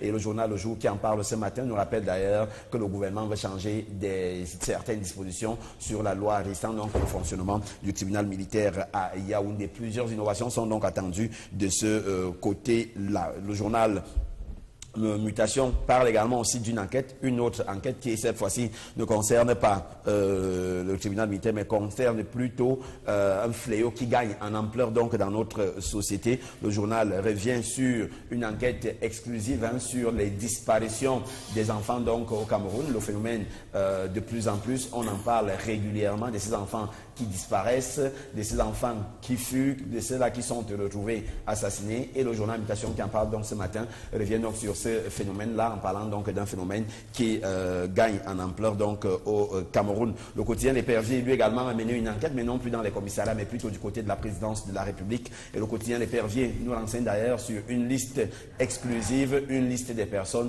qui détiendraient donc les faux diplômes de ce côté-là. Le journal propose donc cette liste des faux diplômés de la présidence de la République qui malheureusement continuent de bénéficier de la protection de certaines hautes personnalités de la République. On parle également d'un autre journal, notamment Défi Actuel, qui a également enquêté. Défi Actuel a enquêté et revient donc sur un phénomène qui gagne également en ampleur et non plus les faux diplômes, encore moins les enfants. Le journal revient sur notamment le faux et la contrefaçon qui ont donc envahi le marché camerounais. Le journal propose d'ailleurs quelques marques à suffire pour justement démontrer que sont notamment les secteurs du textile, de l'agroalimentaire, des médicaments et du cosmétique qui sont donc visés par cette enquête-là, par ces faux et usage de faux. La Afrique Performance en kiosque aujourd'hui revient notamment sur ce qui se passe du côté du ministère des Mines et du Développement technologique. Dans le rapport, on nous rapporte donc Ernest Ngwaboubou, le ministre de ce côté-là, révolutionne donc ce département ministériel. C'est à découvrir dans les colonnes du journal, dans une interview exclusive que le journal donne d'ailleurs à la rédaction de ce journal-là. Éco-santé en kiosque aujourd'hui ne parle pas des mines, mais parle plutôt de la santé publique avec notamment la lutte contre la drépanocytose. Donc au Cameroun, le journal revient notamment sur des recherches qui devraient donc prouver l'efficacité d'un nouveau médicament qui devra donc permettre de lutter contre la drépanocytose au Cameroun. Les tests ont été faits par Raphaël Nietzsche sur quelques 20 drépanocytaires volontaires qui ont donc accepté de se prêter donc à cet autre traitement qui pourra donc être sur le marché dans les jours qui viennent. On parle de sciences et technologies dans le financier d'Afrique, en parlant notamment d'un Camerounais qui a donc été primé au pôle Foncam Award. C'est une initiative qui récompense donc les meilleurs projets en termes d'entreprise réalisables par des Camerounais, même des Africains en général. Et ces prix-là ont donc été attribués il y a quelques jours, et c'est un Camerounais qui en a également, et ainsi qu'un Togolais qui ont été primés de ce côté-là. Le patrimoine en kiosque revient sur la chefferie traditionnelle donc au Cameroun. La chefferie traditionnelle, au moment où on annonce de plus en plus les conseils régionaux qui devraient pouvoir se mettre sur pied. Le patrimoine, le journal Le Patrimoine revient sur cette chefferie traditionnelle en parlant donc d'un fait qui est désormais devenu source de convoitise. Tout le monde veut être chef de village. Certains ne vont pas jusqu'à mettre en jeu d'énormes moyens financiers pour acquérir le poste de chef de village ou chef de canton, bien chef de premier, deuxième ou troisième degré. Et aux gens de rappeler qu'il s'agit là d'une recherche effrénée, d'une satisfaction et d'un besoin d'auto-accomplissement des uns et des autres qui parfois, sans être dans la lignée de la chefferie royale, finissent au nom de l'avoir et du pouvoir par arracher cette chefferie traditionnelle. Une qui n'a pas encore été arrachée, c'est bien sûr la mairie de la commune d'arrondissement de Yaoundé 6e. Le journal La Vitrine de Bernard Oona revient sur cette folle actualité qui a donc lieu de ce côté-là. Le journal parle d'une session du conseil de discipline du RDPC qui est donc annoncée dans les jours qui viennent, une session du conseil de discipline qui devrait donc permettre aux partis d'asseoir donc l'autorité et de sanctionner les conseillers qui sont donc manifestés par une indiscipline notoire conformément aux articles 32, 33, 34 et 35 des textes de base du RDPC. Il y a eu de 6, il n'y a pas eu d'élection finalement. Non. Le RDPC voulait imposer les gens, c'est ça? Martial? Oui. Qu'est-ce qui s'est passé finalement? Ce qui s'est passé? Mais demandez à Francis. Il y a eu des sanctions. Donc, c'est quand même terrible. Il n'y aura pas de sanctions. La démocratie au Cameroun j'ai l'impression qu'elle prend la direction que chacun veut. La direction inverse. Vous voulez la liste des faux diplômés? Oui, je veux voir la liste des faux diplômés. Parce que voilà un parti politique qui prétend être démocratique, où on refuse l'élection et on veut même sanctionner les gens. C'est comme si on fait la course de vitesse, celui qui arrive en tête, on dit que tu as perdu. Bon, liste des faux diplômés de la présidence de la République. Je vais reconnaître les gens qui viennent souvent nous déranger au quartier là. Parfait, tu n'as pas un voisin qui est à la présidence? Donne-moi son nom, je vérifie. Alors, mais ce qui est curieux, c'est que j'observe qu'il y a beaucoup de BPC. Donc, c'est le BPC qui est faux. Oui, c'est le BPC qui est faux. Il y a beaucoup trop de CP. C'est le CP qui est faux. À la présidence, on ne prend que des gens qui n'ont que les... Qui ont quoi? Des CPE, des BEPC. Non, il faut comprendre qu'il s'agit simplement d'une catégorie de personnes d'un certain âge. Pas même d'un certain âge, puisque du côté de la présidence, il y a ce qu'on appelle les techniciens de surface, il y a des fleuristes, il y a des chauffeurs.